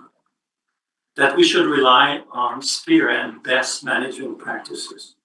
However, there's no documentation in the active Earth report on what the events have been considered, what the consequences are, what Spearhead best practices are, whether Spearhead has any experience in handling dangerous chemicals, and more importantly, whether active Earth has looked at Spearhead current best practice. Relying on management, on the hope that management will follow undefined best practice in a new process is not an appropriate strategy. A proper assessment would have included an analysis of the consequences of low probability events, such as technical failure, accident, or spill, what the best practice should be, and more importantly, what the outcomes would be if management best practice are not followed. In my opinion, this is my conclusion, the board does not have sufficient information to assess the risk of water contamination. And I would urge the board to not accept the proposal and to address the concerns raised by McElhaney and the neighborhood. Thank you, Mr. Chair. Thank you. I don't see anyone else online at the moment. I am still looking to the room. Please go ahead, state your name. My name is John Thompson, the Executive Director of the Nelson District Chamber of Commerce. I was going to talk about the business aspects of this proposal. The benefits, there's been a lot of bad news for business since COVID hit in 2020, March of 2020. We remember how that happened. We've had wildfires, we've had ferry strikes, we just had a massive layoff at Sumter College. There's been a lot of jobs lost. I'd like to see some good news. Not only is this good news, this is great news what Spearhead is doing. I wanted to talk basically about another issue. Despite the fact that there's a lot of economic benefits, our Chamber of Commerce is trying to build workforce housing. We're doing it on an area that used to be industrial land. So we're kind of reversing. You guys have some industrial land. We're building workforce housing, an area that most people would think that's going to be really contaminated, it's going to be pretty problematic. You have no, I'm not sure how many people have ever developed anything that's relatively large. I'm not a developer, I can tell you that. But I know so far the regulatory issues that you have to go through trying to get something approved from the Ministry of Environment or from Interior Health. And it's mind-boggling. I thought that this would be an easy process, try to build housing. There's a real need for this. There's a real need for this region. This tonight is a public hearing, which is a great process to get everybody's views out. You want to hear all sides of the arguments. You want to hear pros and the cons and how can I make this work? How can we mitigate any concerns? This, when it gets to May 15th or when the next meeting is simply a rezoning. Are we going to rezone? Are we going to allow? If you go through the process that we went through and still going through, we were kind of hoping to break ground 6 months ago. Once you getting close to going for a development permit or a building permit, there are so many regulatory issues you have to abide by. A lot of the stuff that's happening here right now tonight seems to be more it's development permit time, and how are we gonna get through this? This is kind of a rezoning, you have to make sure that it's not acted properly, you go through the public process. All sides are heard, all reports are issued, staff looks at it, and they go through this process of, let's look at everything, making sure that it's all falling in place. Then you get to a public, then you go building permit, development permit. But the steps you have to go through to get to that process as a developer or as an investor, it's truly mind-boggling. I wouldn't want to wish it on anybody. It's not for the faint of heart, I can tell you that. And I don't live out in that area, but we do have district area. We have a lot of businesses in the region. We appreciate all of the beauty that you're talking about. I don't think anybody wants to damage any of that. Our Chamber of Commerce is the only Chamber of Commerce as a business climate advisor. We actually think about environment. We think about sustainability. We look at businesses and we champion the ones that are trying to be sustainable and trying to develop things for not just for the sake of development. Who needs somebody just doing something for the sake of development? You want to do it sustainably. You want to do it for the community good. You want to do it for the region. Somebody talked earlier about having a young son that's looking for work somewhere down the road. The way things have been going, there's not going to be an awful lot of that happen. 1 minute, please.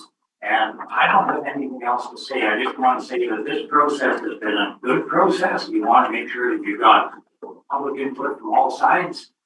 It's a rezoning application. There are still building permits and development permits and other regulatory issues that this company is going to have to suffer through for a long time. But they're going to do it and they're going to mitigate, I'm sure, just knowing what their background is.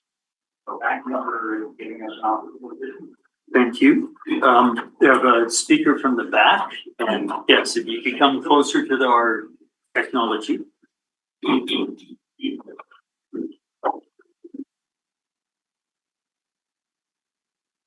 My name is Chris Choquette. I lived in the neighborhood from 1997 till 2019. I still have property there. Not real good at public speaking, so I might get a little shaky. But I kind of want to just make a couple of points, and one of them is I wasn't aware that the water issue hadn't been resolved. I looked into a lot of the issues and satisfied myself that it was, I talked to a hydrologist, I looked at the studies that were done, and I felt satisfied that it was being addressed. And being a neighbor of Spearhead for 20-something years, I kind of felt confident that they would address issues as they arose. But that said, I agree that I think the water issue needs more looking into. And I'm surprised actually that it's taken this long to end up with a conflict over the water issue. I thought in this day and age, we would have had it figured out. It seems like the experts can't agree. It's kind of like the weather people. They can't agree. You can't get an accurate weather prediction. We don't know where we're going. But I know one thing for sure. As long as I've been in the forest industry, and I got laid off when KFP went down, and I stuck with the forest. As long as I can remember, we've always wanted and needed more value added. And Spearhead taken that concept to the next level. They're not just taking rotten old cedar and making post and rail. They're taking wood per cubic meter and adding multiples of value to it. And I think we should be looking at what we're going to miss out on. And I understand the logistics of them having to be moving to having two separate work sites. I was self-employed for many years, had a crew working for me. I understand the risks of being self-employed. And you start dividing up your energy between two spots. I agree with the speaker here. This fellow here, he mentioned there's probably going to be more truck traffic if you're dividing it up like that. And as far as noise goes, well, that new neighborhood was noisier with lawnmowers and Harleys than Spearhead ever made noise. And as far as the future goes, they're proposing to make this large facility to contain the impacts. And yeah, it's kind of in your face, but it's not in your view. And, you know, I've had to manage for visual quality objectives, and I don't know if you folks understand that. Well, of course, in Nelson, we invented a thing, man, the clear cuts. We don't like the look of it. Well, clear cuts change their dynamic. And the thing is that this is a large building, and Spearhead has made concessions. And it'd be a real shame for this business to have to wind down. I mean, I have selfish reasons also for being here. I'm retired. I have no vested interest in these guys succeeding. But I'm a pensioner, and I need people to be working so I can collect my pension. So, you know, the thing is, and I had a payroll, and it was a huge expense and a huge risk to have guys working for you. And they're really going out on a limb. And I know how many people in this room are self-employed and how many work for, you know, the establishment and collect their wage. But they've taken a lot of risks, and I think they deserve our support. And I really believe and agree that the water issue should be addressed adequately. And there's maybe some other issues that, you know, I'm sure you can work something out. But to divide their energy between two sites, I think is a mistake. And to deny them that expansion opportunity, I think is a mistake. We need to encourage value added. And these guys take it to like the next level. So thanks. Thank you. Nobody online again looking for to make a statement right now. We'll go here and then down there and then across here. Please go ahead. Lisa Bramson, 4722 Robertson Road at 12 Mile.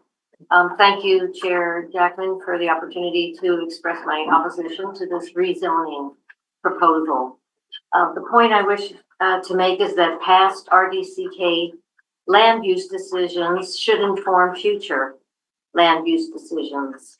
I would like to discuss a previous bylaw amendment proposal that came before the RDCK in 2021. That file is Z2410F. This previous land use amendment file is strikingly similar to the bylaw amendments that we are here to discuss tonight. The applicant company named Valid proposed to rezone the former school district property at 570 Johnston Road in Area F. They sought to rezone this property from institutional to a proposed new industrial high-tech zone for office space and manufacturing and assembly of electronic parts. The RDCK received letters of support from the Chamber of Commerce, the business community, and some residents who noted potential employment opportunities. However, the response from the surrounding neighborhood was resoundingly in opposition. According to the board report on that proposal, due to significant opposition against the proposal from the neighboring residents, staff recommended that no further action be taken with respect to the bylaw amendment. Some similarities between Spearhead and Valid proposals are Valid attempted to create a manufacturing facility that would employ 40 plus people at full capacity. Like the Spearhead proposal, Valid applied for a zoning that limited future use at the site. So just to have site-specific purposes. Key differences between the proposals are the Johnston Road site was already developed and serviced. It would not require a greenfield site. This is in stark contrast to the Spearhead proposal, which would require loss of residential lots and therefore housing in a country rural residential neighborhood. Spearhead's project would require a long construction phase and significant blasting. It would result in a massive industrial facility, increased industrial traffic, and introduce an industrial scale biomass burner into the community.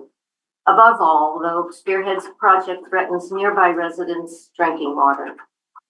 The most important difference between the two projects is that there are health risks forced onto the neighborhood with the Spearhead rezoning proposal, as you've heard tonight.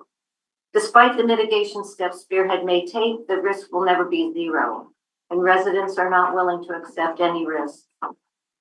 Valid had headquartered in BC but was not from Nelson. Spearhead is local. However, this is an irrelevant point. Where the applicant is from should not be a focus of discussion. The focus should be on recognizing misalignment of this proposal with the OCP, how the proposal disregards the surrounding form and character of the existing community, and the opposing views of most of the closest residents. It's important to remind the RDCK board that they rejected the Johnston Road industrial site, which was a smaller, less invasive industrial rezoning proposal in Area F. This established the lens through which all similar projects should be considered. Following precedent helps ensure consistency and predictability in land use decisions, making it easier for landowners to understand their rights. Many residents in the Crescent Beach community have invested a significant amount of their life savings into their homes, believing the OCP and bylaws would protect them from a massive industrial development in the heart of their country residential neighborhood. I fail to see any material differences in the two applications. A residential community in Area F with this valid proposal, company valid, has already appeared to have had a referendum on spot zoning industrial sites in residential communities. Signatures from the majority of Crescent Beach residents who live the closest to the proposed site indicate significant opposition to the application. A solution, like you've heard a lot tonight, is an industrial park in the RDCK to accommodate expanding businesses such as Spearhead and to attract new businesses. I asked the RDCK to review their thoughtful and appropriate past decisions that served to protect property owners against land use changes of neighboring parcels of land that otherwise may have resulted in conflict, devaluation of residential property, and alteration of rural environment and way of life. Thank you, Chair. Thank you. You're ready. We had a question here, or sorry, statement, not question, statement here in the statement in the back. Please go ahead with your name. Good evening, Mr. Chair, and thank you for this opportunity. My name is Terry Lowry, and I live just a short 3-minute walk from Spearhead on Robertson Road. After careful consideration of all the implications, I believe this is the wrong location for the proposed expansion. Tonight, I want to speak about my concerns related to environmental hazards and comments Interior Health reported in November 2024 that the RDCP board should be carefully considering. We know environmental health hazards concerns part of the rezoning consultation process, and that is why the RDCK has Interior Health to ask Interior Health to comment. According to the first Interior Health report, community planning must be conducted with care, specifically to limit the production of and exposure to air pollution, noise pollution, and other environmental hazards. This is not a suggestion. It is a clear directive meant to safeguard public health and maintain the quality of life for all residents. And yet, here we are months later after asking, where is the careful consideration, specifically the risk to our air quality posed by one or more biomass boilers? Interior Health has issued a clear warning to the RDCK regarding the proposed expansion of existing wood product manufacturing business. They stated in no uncertain terms that this expansion represents a significant change to the neighborhood and may generate a conflict between the land users due to their incompatibility. So I ask, why was this warning dismissed? Who made the decision to move forward?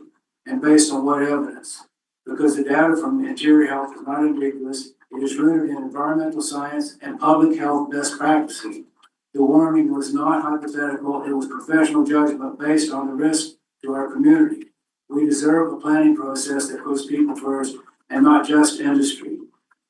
I respectfully request the RDCP to be more transparent and thorough in addressing the known dangers posed by biomass boilers in the staff report. According to the U.S. Environmental Protection Agency 2024, emissions from biomass boilers are linked to chronic illness, cardiovascular disease, and even premature death. Those most at risk include children, the elderly, people with heart and lung conditions, all of which are in our neighborhood. Simply stating pollution in the staff report is not enough. We're talking about toxic substances, fine particulate matter, hydrocarbons, carbon dioxide, and nitric oxide, just to name a few. The estimated 270 cords of wood, waste wood, to be burned and disposed of in our airshed is unacceptable. Depending on the amount of wood to be burned to heat a home, this could actually equal as many as 60 to 90 more wood burning stoves in our neighborhood, and that is a significant number of wood stoves. In conclusion, we are not opposed to economic development, but we are firmly against that ignore professional advisors and that fail to respect the balance between industry and livability. Let me leave you with this. Would anyone here feel comfortable living next door to an industrial plant using a biomass boiler? I think we know the answer. We should all be concerned about this proposal. Rezoning this residential lot to allow such a facility to be would set up a dangerous precedent.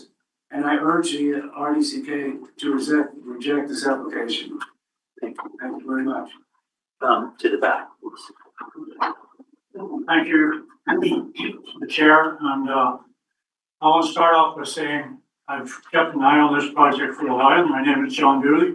I'm a property owner of Crescent Beach, and I also have a home in Nelson.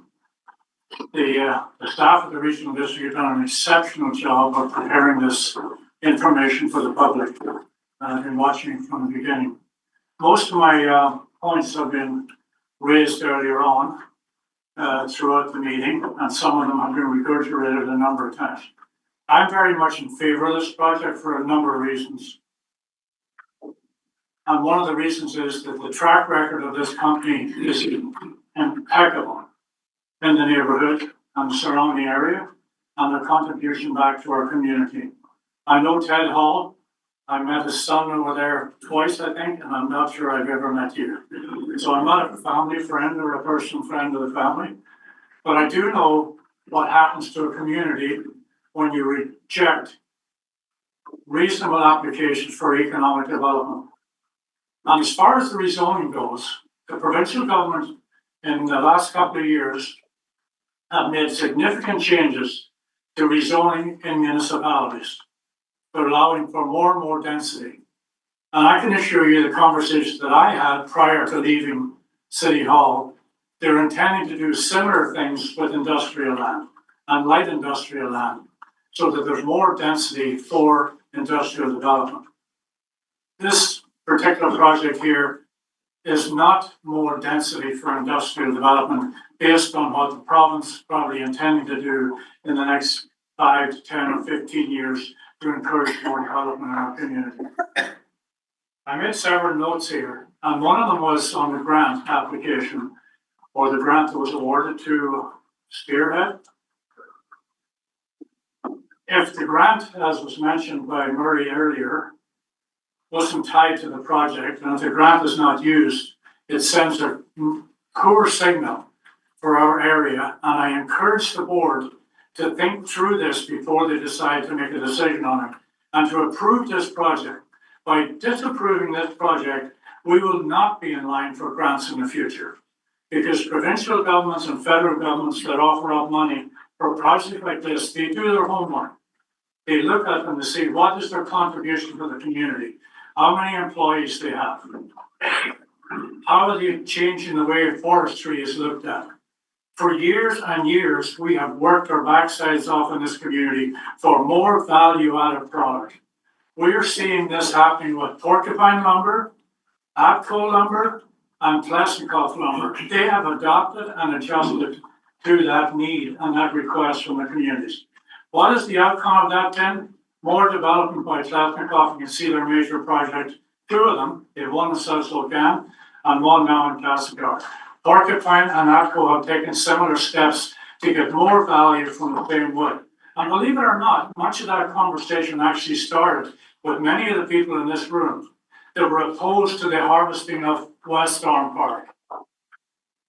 And they asked the provincial government to turn that land into a park, not to harvest it, but we should be doing more with the wood. We should be adding more value to our wood.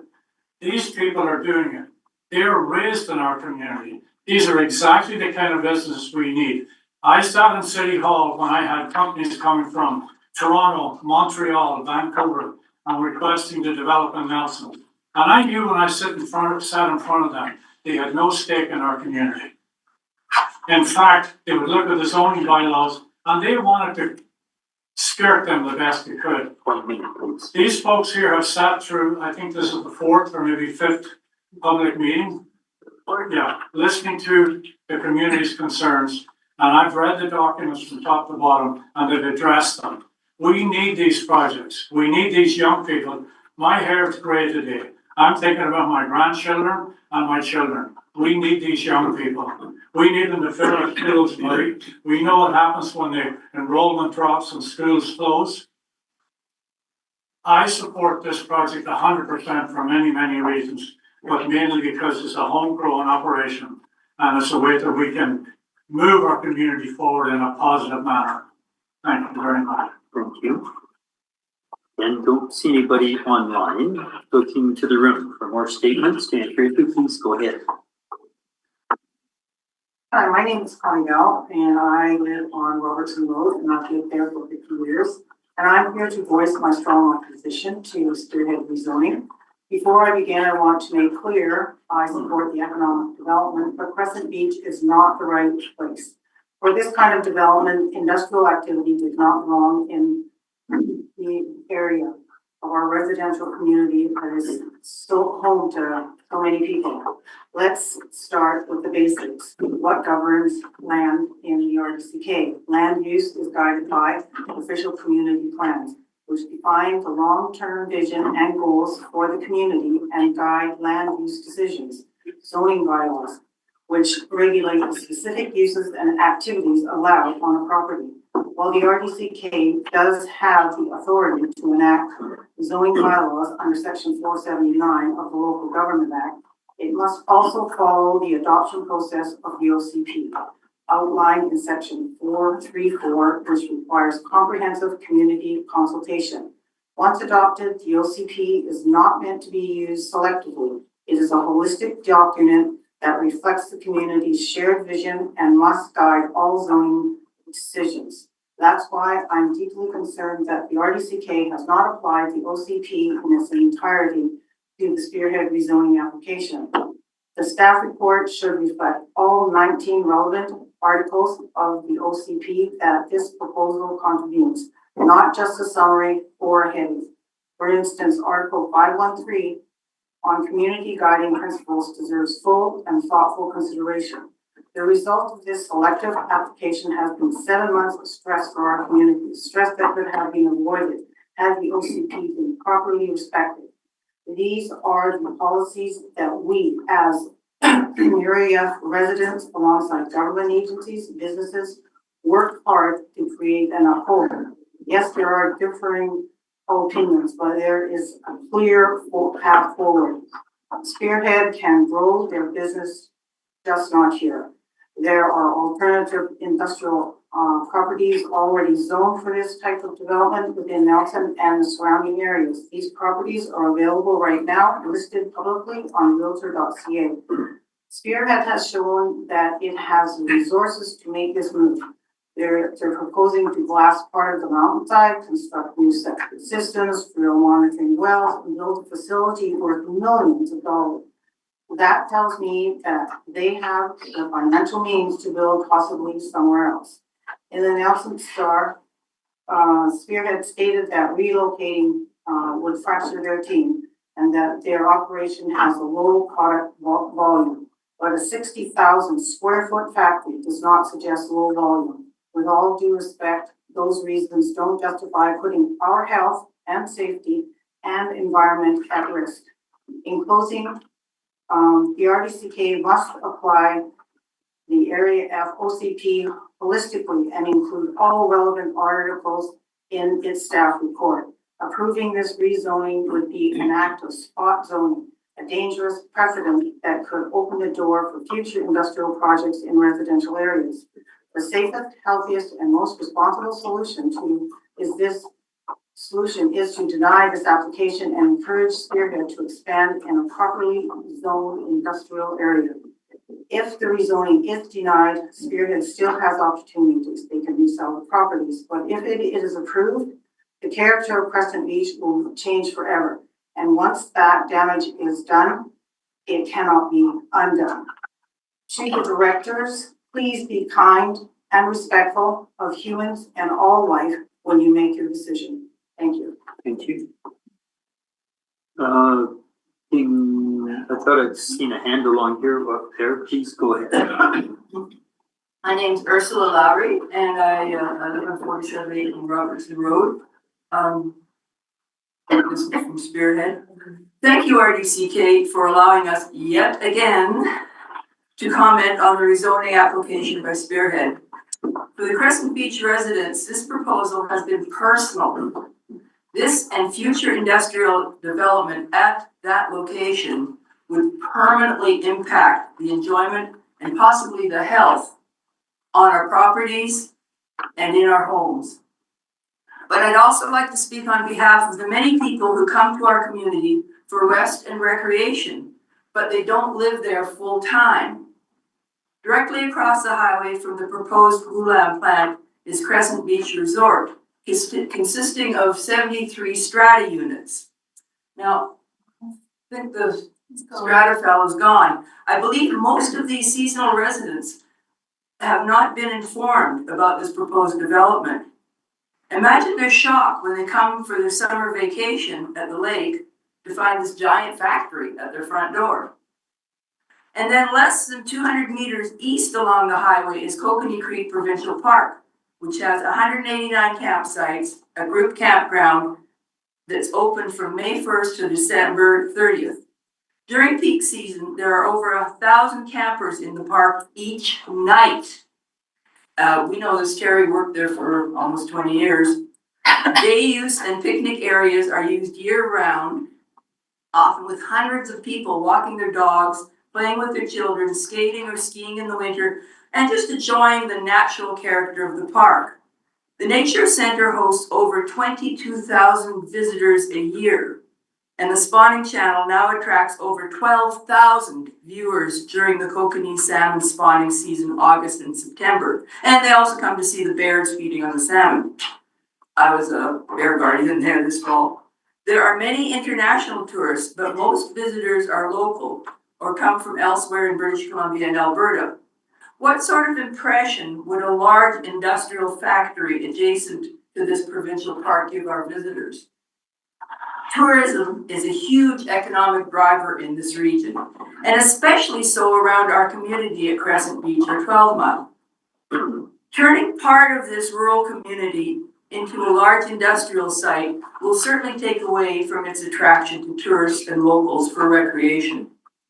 I'm very glad to see the regional district is educating residents who have waterfront property on best practices. This pamphlet was sent to all our mailboxes of those of us who have lakefront. Best practices for maintaining our beautiful Kootenay Lake. The official community plan also has lofty guiding principles such as environmental integrity, health and well-being of its residents and property owners, as well as the natural environment, and integrity for future generations. That's a quote in the guiding principles of the OCP. Converting the upland area, which is also mentioned on this Living Near Kootenay Lake, to an industrial site would counter this praiseworthy current direction that the regional district and the official community plan is purporting to take. Thank you. Looking for additional speakers. Anybody else wishing to enter? Yep, please go ahead. Hi, my name is Peggy and I live on Robertson Road, a 2-minute walk from Spearhead. I'm here today to speak in firm opposition to the proposed amendment to our OCP and zoning bylaws. I also want to respond to some of the dismissive and disrespectful NIMBY comment made at the last public hearing by supporters of the proponent. Let me be clear, this is not about not in my backyard. This is not just about me or you. This is about responsible community planning and the safety, health, and future of Crescent Beach as a whole. When a proponent publicly states, as was published in the Nelson Star on February 13, 2025, that I am not sitting here saying there's zero impact, then yes, community concerns are more than justified. In fact, they're essential. Our official community plan, specifically section 5.3 under community guiding principle, states that the RDCK must ensure all the development is safe for the use intended wherever it occurs. This proposal fails that basic test. Crescent Beach residents are not asking for anything radical. We're asking the RDCK to uphold the most basic principle of urban planning. That's not NIMBYism. That is good governance and community care. At the January 9th public hearing, a professional architect and urban planning expert offered a professional critique of this proposal. Her key points deserve to be heard again. The proposal contradicts several core principles of responsible urban planning. Industrial activity should always be separated from residential areas to reduce risk, noise, pollution, and environmental degradation. This development fails to consider both the current and future needs of Crescent Beach. Rezoning this land for industrial use would result in irreversible harm, pollution, degradation, and a loss of potential future community use. The long-term cost to the neighborhood far outweighs the short-term gain of the single private business. Spearhead has chosen a deeply inappropriate site, and in doing so threatens the multi-generational rural lifestyle that defines our community. In summary, we're not being alarmists, for being realistic. The proponent has openly admitted that there are risks associated with this proposal. The RDCK must uphold our OCP community guiding principles that protect all of us, principles that prioritize health, well-being, safety, and sustainable community-first development. Also about splitting Spearhead, they already have two offices, one on the one on the highway and also one on Baker Street. And with regarding the grants, they can be extended as stated on the grant application. Thank you. Thank you. Looking for other people with comments to enter into the back here, please go ahead. Adrian Tierman, I work at Spearhead. I've worked there for about 10 years now. And my role there is technical director, so I manage the flow between the fabrication and the design. And I wanted to talk about how, just in my day-to-day job, I need to manage the flow of information, processes, and material between different parts of the business. The expansion is about adding the capabilities of making Bylaw itself. This is the reason we're doing it is to stay competitive in the more and more difficult market where bigger players start to eat smaller companies like a family company that's critical. And I think it's very important that we keep the connection to a local, like to the current facility, because we had example, I think it was mentioned before, there is a couple actually similar company in the industry that last couple of years tried to expand in a similar manner. They separated the site and they went bankrupt. And that had a huge impact, actually, completely lost the company, lots of people lost their job. And I think the risk will be very high. The spirit is already very high for a small business company, like family business company, to invest $50 million. And I think the risk will be a lot higher if we separate, which is part of the fabrication process.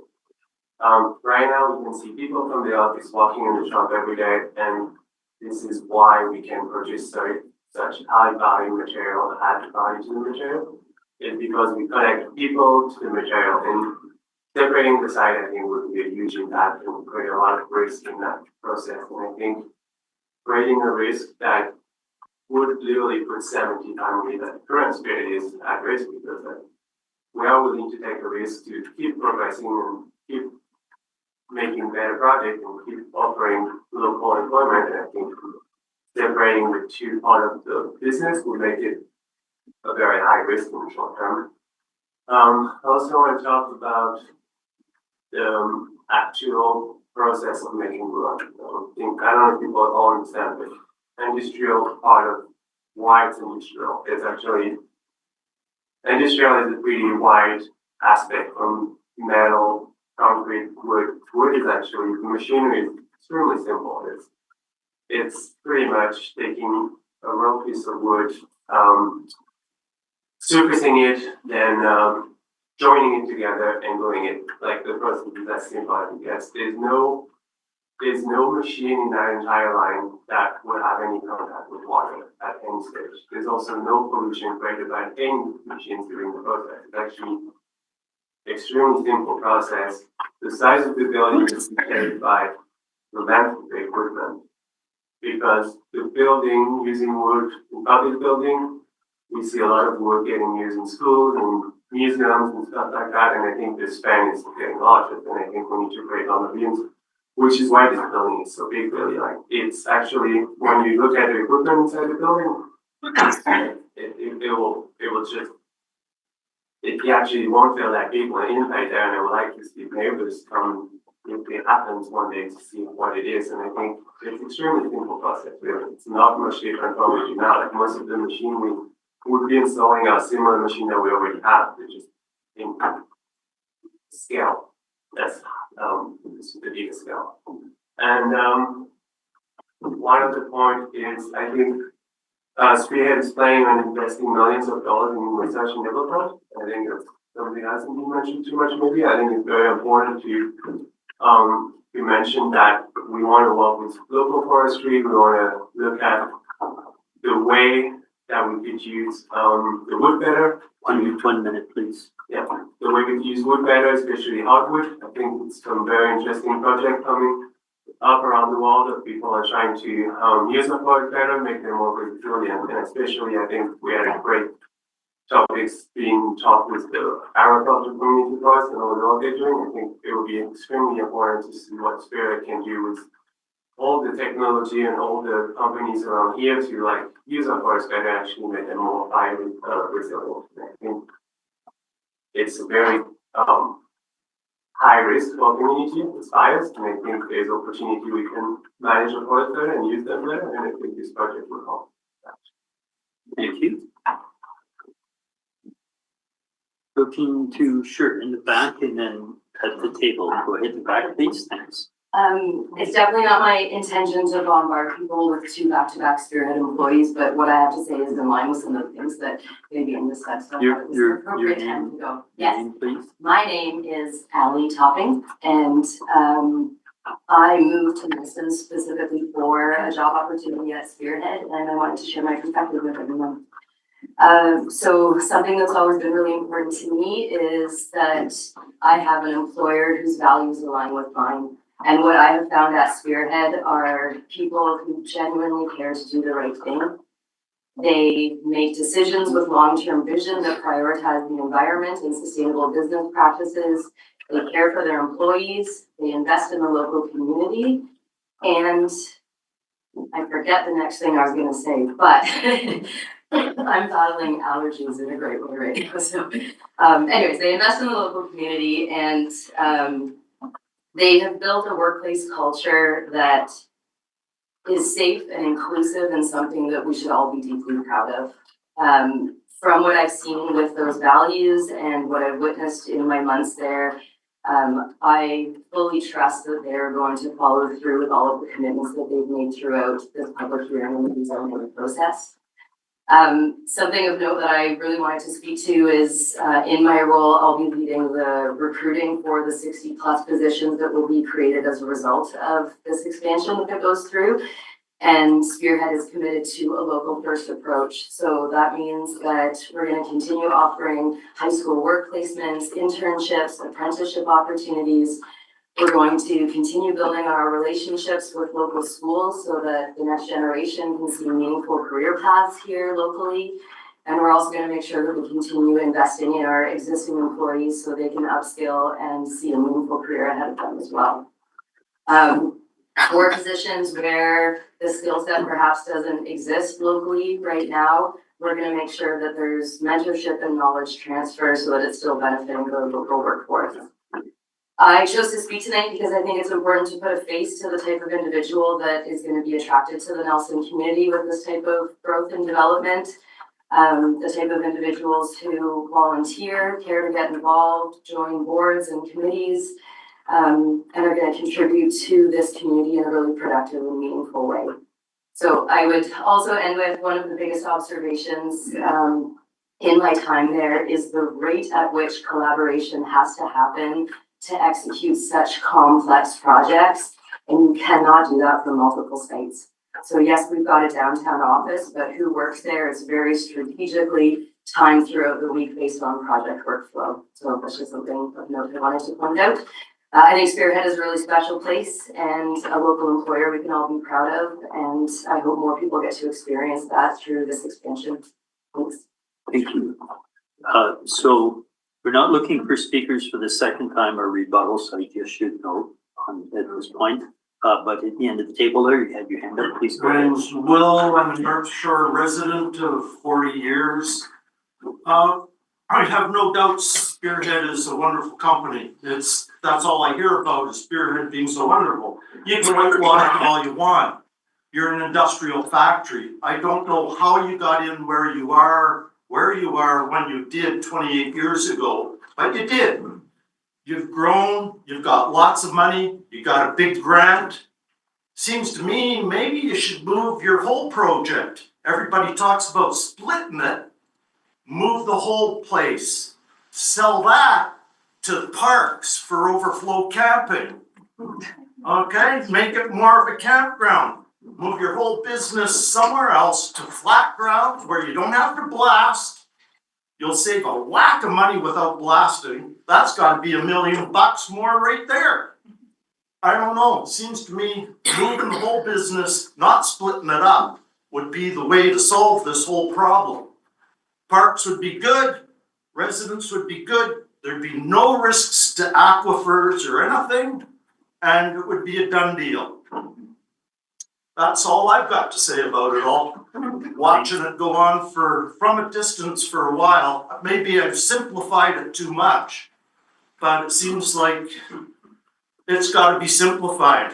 And the OCP is what's got to rule this, because it's setting a really bad precedent for all residents that move into these areas and spend millions of dollars on their homes, just to have 3 years later, somebody come in and maybe buy 4 residents next to them and get the approval to put in a sawmill next to them. It just, the whole thing, you're a great business, you're wonderful. It sounds like you do a wonderful job, but you can't whitewash it with childcare and all that sort of stuff. Doesn't work. I think you should move the whole thing a half hour down the road or a half hour up the road. People still have to drive.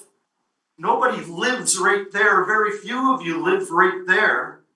So just move it all. Sorry, I'm a simple guy. And you got a lot of money, it sounds like. So use that money. You've made so much money. You've had a really good show for 20 years in your spot. So use it, move it, make everybody happy. RDCK can move on to another project, and we can all live our lives in our residential communities, not an industrial park. Simple, maybe too simple. Thank you.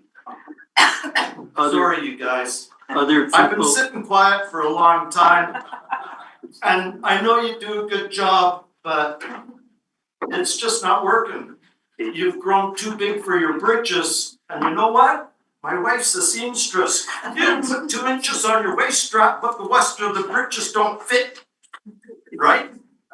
And you're putting 2 inches on your waist strap, but in 5 years' time, your britches aren't gonna fit again. So find a bigger place with more room, flat country, and not as many residents around you. Thank you. There's a question right at the back, please, and you might have to come forward and be heard. Sorry, Bill, this wasn't intended. That's okay. Back at you, but my comments really much align along that same vein, the other side of that discussion. So Nicholas Sills, I live in Area E, Lewitt. I'm a proponent of the Spearhead project, but what I want to ask and talk about today is a little bit different. So from my research, Industrial zoning does not exist in bulk in this region. In fact, across the province, industrial zoning is in low supply, and many groups going out have a hard time finding a location for their facility. When we look at these zoning maps around here in the Kootenay region, and you look where the industrial zoning happens, it's typically where an existing business was. We don't have large conglomerations of industrial zones. We have places where there's a sawmill in here, a sawmill over there, a gravel pit here, and that's where the industrial zoning sits today, and that's how Spearhead's current zoning came into play. Building on that current zoning, and I may be wrong on some things here, so apologies, but the OCP appeared to come into play in 2011, 14 years ago, followed by the zoning bylaw in 2012, 13 years after that. That may sound like a long time, but in the face of a region that is rapidly growing and there is no industrial land at play, to me that means we need different and evolving land management practices to find out how we can live and work together as an integrated community. Building on the integrated community and working on a global scale, I've toured plants around the world that specialize in mass timber, and in Europe, in Germany, Austria, France, it is very normal to have these facilities within 3 meters, even a few facilities I know of where a facility shares a firewall with houses beside it. It's very normal for the integrated homes, and this is how these communities exist. There'll be 50 to 200 residences surrounded by a sawmill with a mass timber glue laminated facility right there on site. And they live very in a lot of friendly, I don't know if I'm losing my words there. But a lot of the principles Spearhead has taken about noise, biomass boilers, and these systems are borrowed from those European models of integrated live, work, play. And building on this character of this facility, the daycare they're proposing is not a whitewashing move. It will be a place where their own kids, and Ben, I believe Ben and Josh both have children that will attend that daycare. This is a real life light industrial facility where everyone, I believe, can live happily and work together and learn to be together as one in a community. And above all else, this is what we as British Columbians need to figure out in the future, is how do we all work, live, and play together. I think that's all I have there. I'm closing. This is not a steel forge or a plastics factory. This is a place that will have a daycare on site, and we need to learn to live together to accomplish visions like this. Thank you. Thank you. Just going to check online again because I don't see anybody else. So comments, statements rather to be made in the room. Go ahead, please.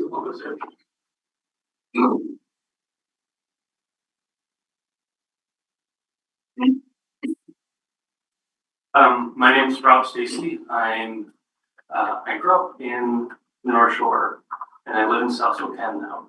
And I think it's an important point because they have some commonalities. And I wrote a letter, and there's been lots of good points throughout the meeting.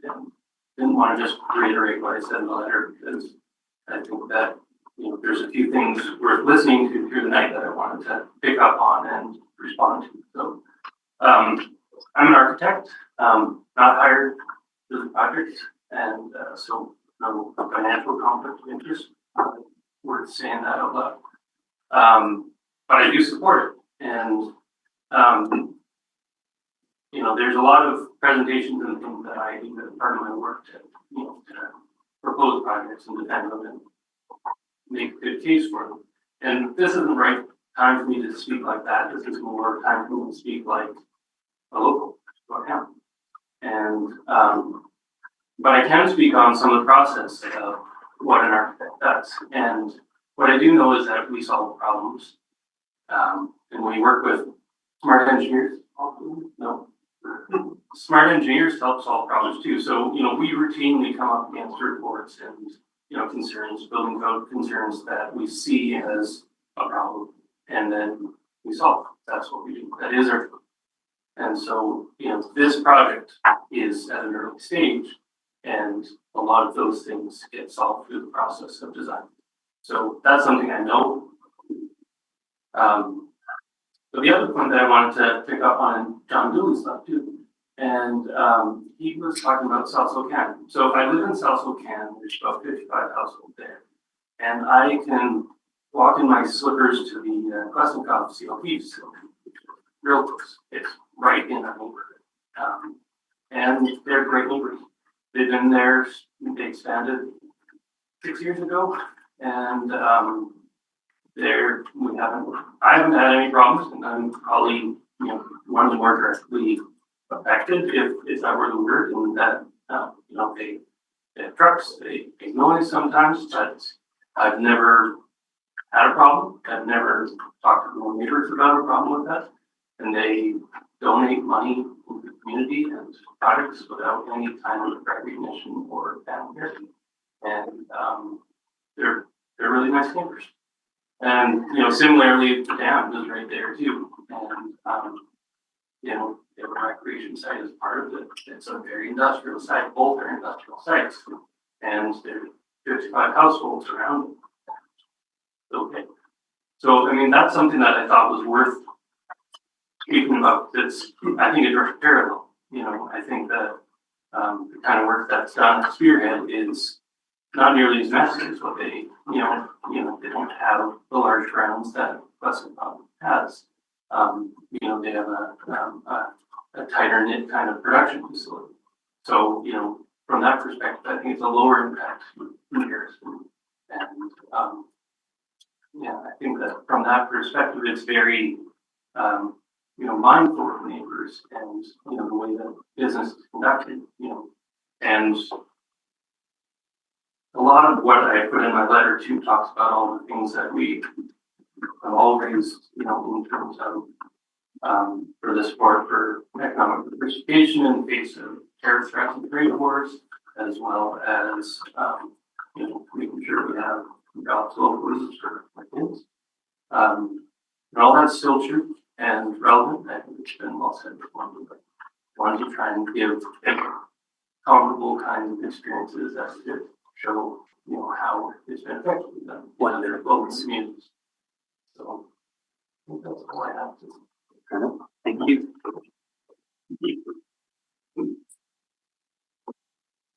Just going to check again. I think the participation online has dropped off. I don't see any questions there in the room. Further comments to be entered into the record. Around, not looking for use quote points with comments. Not looking for speaking for the second time. I will just take a moment if someone's gathering their thoughts.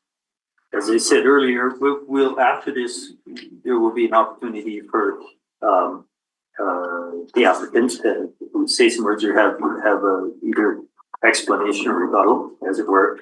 And then anybody who maybe was speaking from notes, if you want to put those notes into the records, you could write a new note right now if you want. But they need to get into staff before we adjourn this session. So looking for other people wishing to speak into the record. You hadn't spoken before? No. Yeah, sorry. Go ahead, please.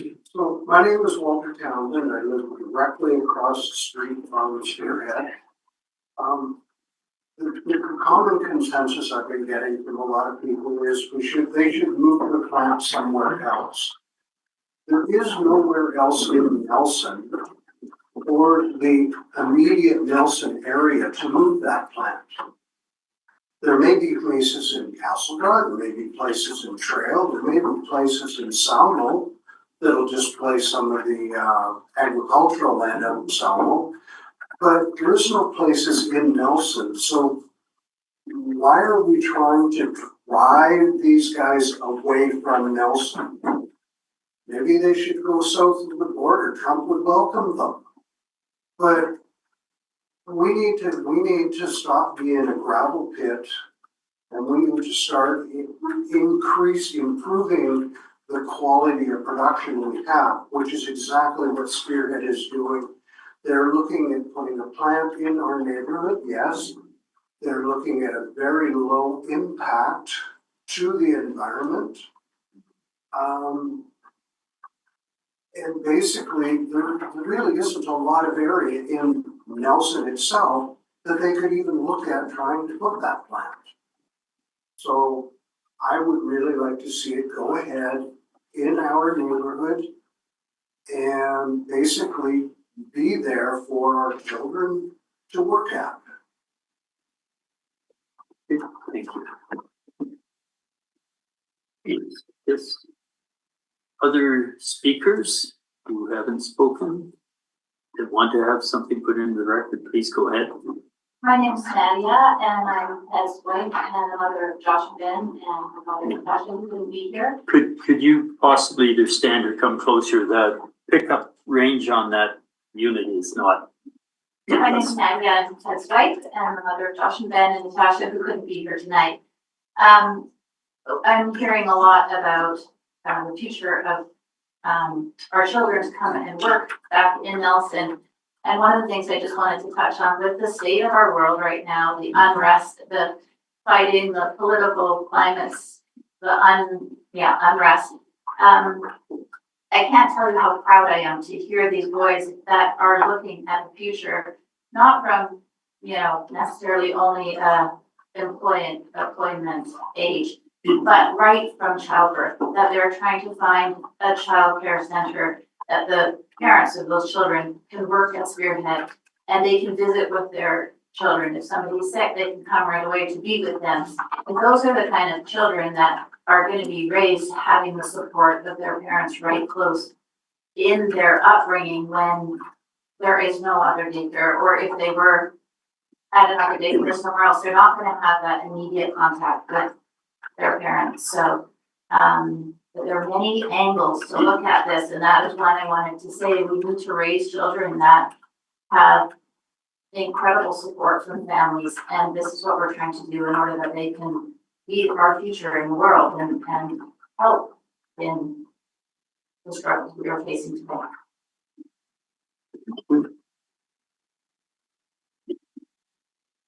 Again, looking for other people to enter their thoughts into the record. May I share? And I work at Spearhead, and your name, please. Andres Wheeler. I've worked. Worked in a lot of places around the world, and we had a dinner for International Women's Day, and there's none of our bosses there. We're sitting around the table, and I had the pleasure of hearing the gratitude we each got shared, went around the table saying how we were getting to live an aspect of our dream because of Spearhead. And I know that change is scary, and hearing of like industrial and I can honestly say the moral integrity behind that, the leadership in this business is phenomenal. I wouldn't be here or wouldn't be able to stay, and like every day it is a pleasure to show up with this team. And yes, and I think that is very worthy of note, that it's not your standard industrial. This is their community, and they do have a stake here. Thank you. Looking across the room, other people wishing to enter a statement into the record. Just give it a moment. I'm going to double check with my glasses on. Who's online? Seeing any? So what we will do now is everything has been captured, recorded. The minutes will include all of your comments. The boards will see everything. The board members will see everything they've heard just now. Would like to give the applicant an opportunity to provide any clarifying comments or additional information, and then following that, I'll give the closing remarks and we'll adjourn. So again, if you have anything in writing, please make sure it gets to staff before we adjourn. So if you want to provide any additional information, representatives, the applicants, please go ahead. Again, it started with a thank you. I'd like to end with a thank you. I think there is great perspective to raise. I hope that these conversations continue, whether the project goes ahead or not. With the pleasure of welcoming a lot of the people in this room to our facility for conversations. I hope that some people that haven't had the chance to come feel inclined in the future, and we'd more than welcome them. Maybe to start just on the industrial zoning type, we are going after a comprehensive development, which is extremely limited. It's much more limited than our current site. basically restricted to exactly what we do on our current M1 site, but it doesn't come with all the other diesel mechanic opportunities and things that used to be there. We've intentionally limited that because we knew that working with residents and trying to do what we can to protect the community in this case is an important part of this. Klesnikoff was brought up earlier as a reference. I think it's also worth noting that we're proposing to do about 5 to 8% of the amount of volume of Klesnikoff at their glue gun facility. So it is very low volume. When we use the PUR glue, it's a cold press glue, so going through the press, it can't transfer through an active hot press. And so you need cold zones 3 times the length of your longest part. That was mentioned, that's what drives the size of the building. We've tried to make it as small as we could. We've cut 40 feet of length off since the initial plan was proposed. We've been working with the equipment supplier for about a year now to limit that, but there's only so much that can be done there. In terms of the OCP, it is a very important part of our communities. We fully agree with that. And it is a democratic process. I think that this is a representation of that democratic process. The fact that we're forced public hearing now, the fact that there's been some great civil engagement. That's also why we're here. We believe, from our perspective, that a ton of the OCP supports what we're doing, right? And I understand that for people that don't want this project to go ahead, there's some components of the OCP that you see less alignment with, right? And so we feel that based on our track record in the neighborhood and what we're trying to do here, that for us, the components of the OCP that support it is warranted for us to put this application forward and for us trying to do it there. We did look at alternate areas. Murray's brought that up a couple of times now at different hearings. I mentioned that in the first hearing. But really what it comes down to is the type of work that was said this evening, the type of work that we do can't fragment it. The feedback loop that we need to be world leaders at this complex project typology, our team has to be able to cycle quickly. Maybe to touch on water, since that was a pretty major focus of this whole rezoning process. We had 2 very well-respected hydrogeology engineers do assessments. One of them came to site, one of them dug test pits, one of them talked to us, one of them looked at what we're trying to do, and the other one did a desktop study and didn't come to site. We would have welcomed discourse and direct contact between the 2 engineers, which is common in engineering. It's pretty rare. We have repeated challenges to a different engineer's report, so picking up the phone, but that's where we are. In the last response that they provided, which was peer reviewed by Paul that was here earlier, these are civil engineers in the septic. We indicated in there the introduction of the monitoring wells, which is a great thing that McElhaney raised, that we can't do too much water monitoring, we totally agree.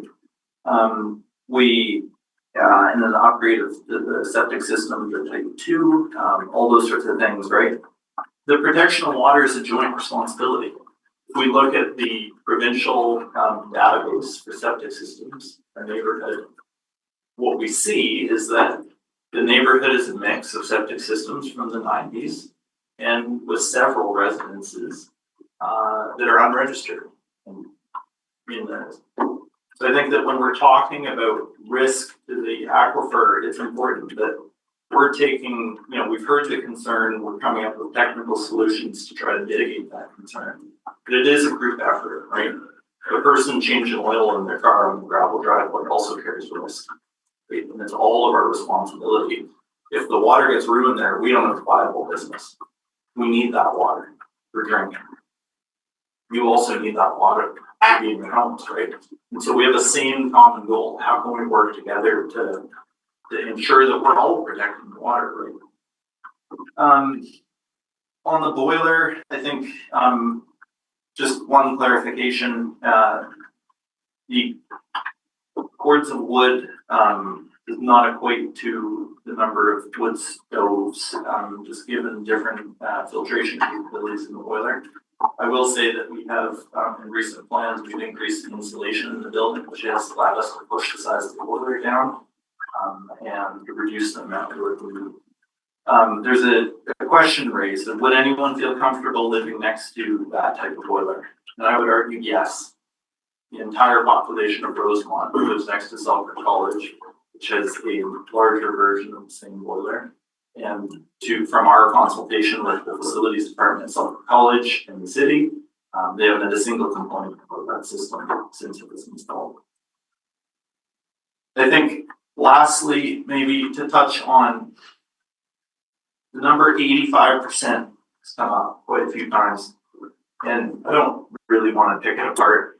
I will just bring up a different perspective that I found online. I haven't done it since the last public hearing, so this is after the second public hearing, but that was after the 85% and been brought up. When I looked on the RDCK website at all the people that spoke in public meetings and that wrote letters, what I found, and granted I simplified it to households, was that 19 households between Coconut Park and the big corner where we lived all now wrote letters of support. 16 households wrote letters of opposition. And then there was a number of houses that stayed quiet. Now, don't trust my math on that. I would encourage RDCK to do it. But that was just like the different ways that we can look at different information. There's a door knocking petition, which is where I understand 85% came from. But we can also, like, as we're on different sides of this, we can see similar information in two different ways. So I think it's just a important point to touch on. Yeah, at that, I think we'll try to continue strengthening our community engagement, whether this project goes forward or not. I think that I sincerely hope we don't have to move somewhere else. It's not what we want to do. And our track record at our current size doesn't suggest that we should. But I think that, yeah, I would welcome continued conversations with all of you. And we will work towards trying to continue to do better. So that's the only way that we could leave a company that maybe our kids will work for one day. We don't ballerinas or something else. Anyways, go ahead. Thank you. So, in closing, I want to thank everybody for attending this public hearing and providing the regional district with your comments. In terms of what happens next, all of the comments will be gathered and prepared. Staff will prepare their report along with bylaws 3002 and 3003, and they will be referred to the next available regional district board meeting. As I noted at the beginning of the hearing, it is the board of the regional district of Central Kootenay who will decide the final disposition of this bylaw. And so now, at 8:54 p.m., I declare this public hearing. If you have a second, are you going to submit a written? I'm just going to just look off to the side. If you have a written submission, seriously, please provide it now. And don't expect parking or conversation.